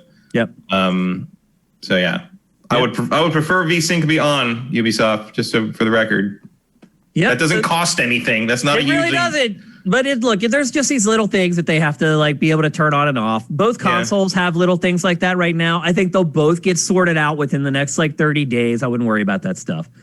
Okay, it's time for Q&A. And we have, we got about 10 minutes here to answer a few of your questions. Let's get into them. Here's one from Yakov226. Yakov, what's up, man? I feel like I've seen you on Patreon all the time and on the site all the time, but I don't feel like I've ever seen you on a live show. You've been supporting us for a long time, and I've never had a chance to say thank you. So thank you, my brother. His question is, do you think this gen is the make it or break it for Xbox? It looks to me that Microsoft is putting a crazy amount of money into the box, buying studios and losing money on the 2 SKUs and spending huge on Game Pass. They're giving the Series X the best starting odds, and now it's on Series X to prove it can take the lead in the industry. I think everyone always forgets. I don't think it'll ever be do or die for Microsoft, ever. Everyone forgets it's Microsoft. They literally have more money than God. They could fail 4 more generations of Xbox and still have plenty of money to do it a 5th time. So I really hesitate to ever say anything is do or die when you're talking about Microsoft, because it can just make money appear and make it so. So no, I don't think it's do or die. Do I think it's make or break as far as Xbox ever having a chance to win a generation? Yeah, I could maybe see that. As far as mind share and things like that are concerned, you lose another generation as badly as you lost the last one, it could be a pretty tough uphill battle to fight. But as far as like make or break for Xbox, no. What about you, Matt? I don't think it's make or break, but I don't see them. Better not be, because I don't see them taking the lead this gen. I think they'll close the gap, but I can't see them beating PlayStation. I don't either. I don't even know if they'll close the gap, to be honest with you, Matt. I don't know if they'll close completely, but they will gain some ground. I thought at first maybe, but now it's like that I've had my PlayStation 5 for a week. I don't know. We'll see what they can pull out in terms of like exclusive stuff. Not exclusive stuff, but like Xbox specific thing. I mean, look, if you actually put Elder Scrolls on Xbox only, there you go. They're going to have to. But I think what's going to happen is their hand's going to be forced. Right now, like Bethesda is like hemming and hawing. And I get it. They're like... I'm sure the decision isn't made yet. Like there's a whole thing going on. Look, Bethesda eventually is going to have to bend the knee. I mean, I get it. They're like, we don't want to piss off half our fans. And we can't piss off half our fans. Well, guess what? Like, they bought you for a reason. You're a pawn. You're a pawn that Microsoft is going to slide on the chessboard wherever it needs to go so they win the chess game. Honestly, Bethesda's more of a rook or a knight at this point. Yeah. Like, that's a real. If you got to buy an Xbox or a PC to play, or a Windows PC to play Starfield and Elder Scrolls 6, like that's real shit right there. I mean, it's a rook for sure. I mean, it's a powerful piece, and Microsoft's going to wield it however it can to win. So, of course.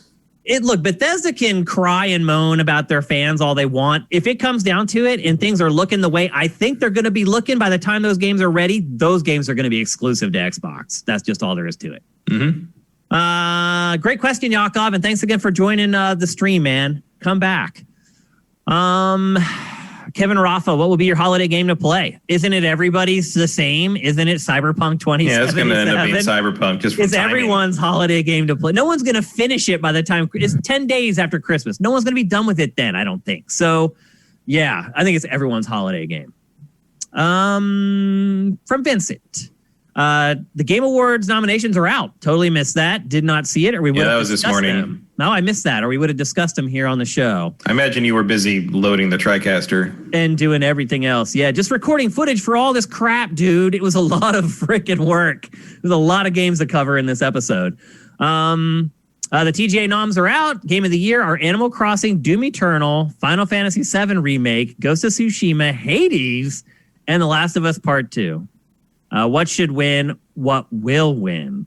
Well, we don't want to spoil our Game of the Year picks yet. I do think that those nominees are pretty good. I'll say that. I think Final Fantasy VII Remake being nominated is ridiculous. Well, but the rest of them are pretty you knew solid. It was going to be there. I know, but if we're talking about if it's a popularity contest, sure. But if we're talking about actual quality game, that game has no business being in that list at all. And I would say Doom Eternal's on the fringe a little bit. I didn't like Doom Eternal very much, but I don't know if how much of that was the game and how much of it was me expecting it to be a sequel to 2016 and not a reinvention of like the arcade shooter idea. Yeah. I'm willing to chalk more of that up to me than the game. Like it does what it does really well. I just don't like what it does very much. So maybe that's how we'll answer it. We'll give you the two that we didn't think maybe deserve to make the list. I'm glad Hades is in there. I think it deserves to be in there for sure.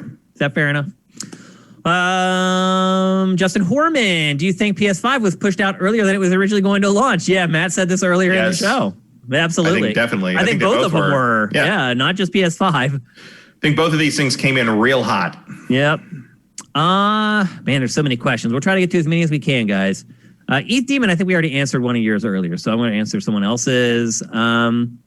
Emperor Dread, have you seen Tim Sweeney of Epic making comparisons between the Epic Apple court fight and the civil rights movement on Twitter? If dude, I didn't want to finish the question. If he did that, he did do that. Oh, then there's nothing more gross. I did see my eyeball saw the word gross in the rest of your sentence. Yes, gross. Yeah, it's. Ugh.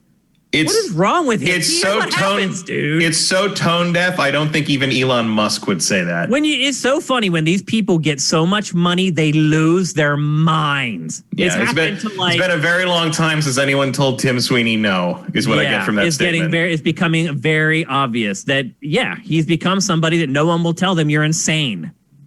Oh Lord, that's gross. Yep. How could you do that, man?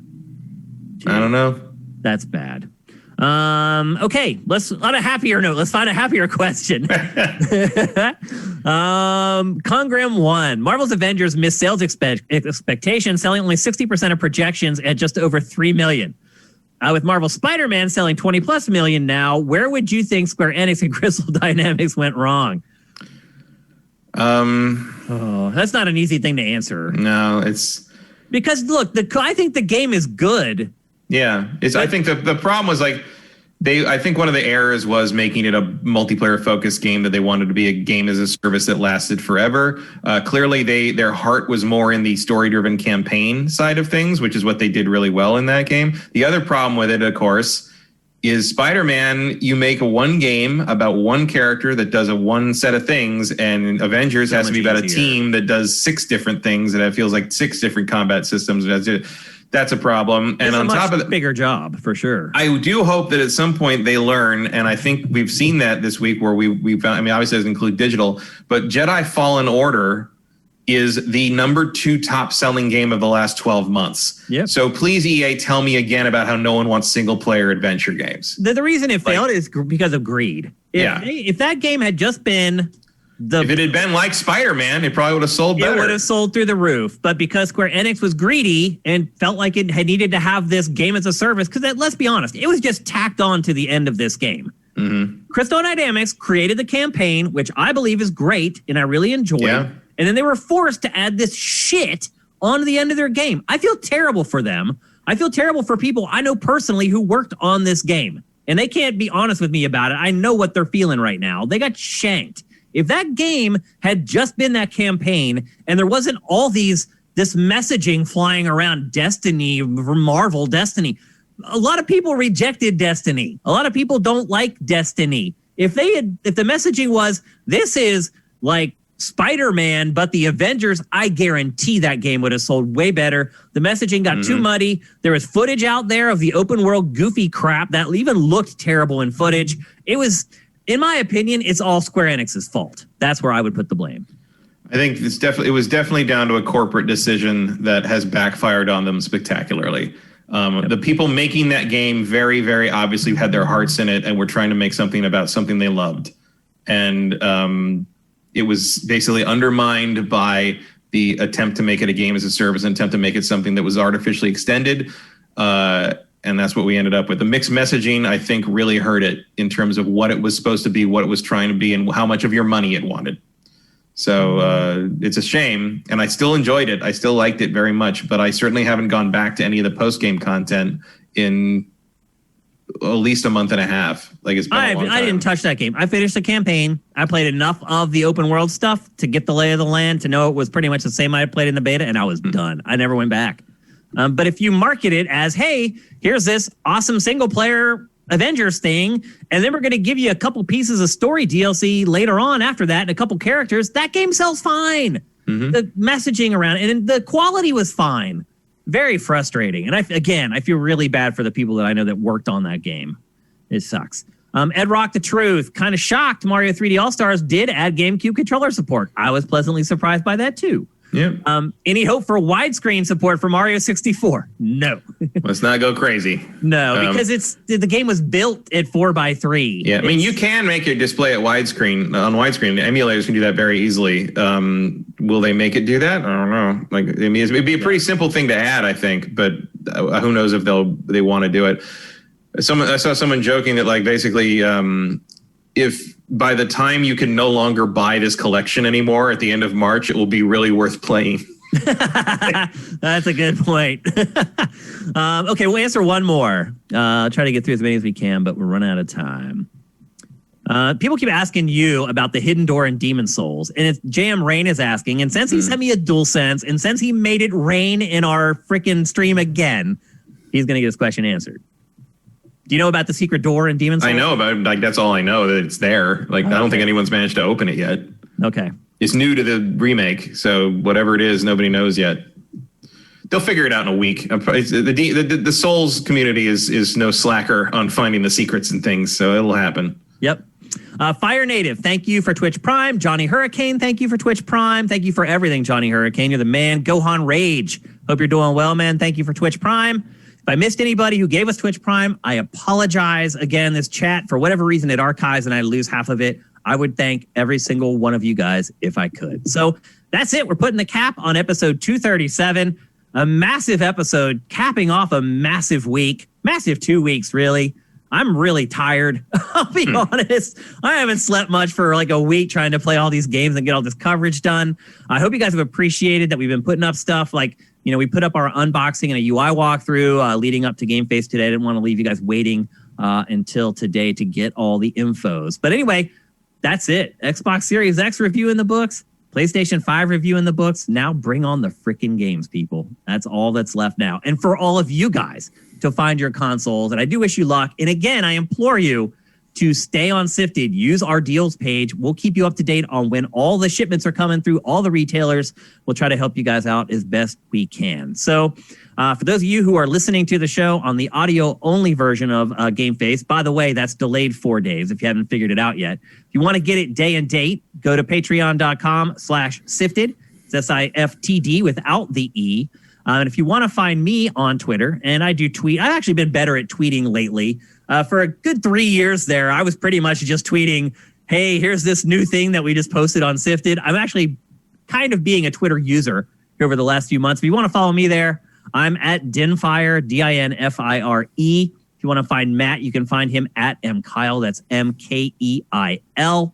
And if you want to find the site, and again, if you are one of those people who are listening to the audio podcast or you're watching the show on YouTube, you should follow us on Twitter to get alerts when we're going live, when the archives are going up for you guys. You can follow us there at Sifted Games. So on behalf of Jared, who actually added value to the show today, giving us his take, the casual kind of take, although I don't know if he's casual anymore, take on the next-gen consoles. That was great. And on behalf of Matt, I'm Shane. We'll be back here next week. GameFace is up and out.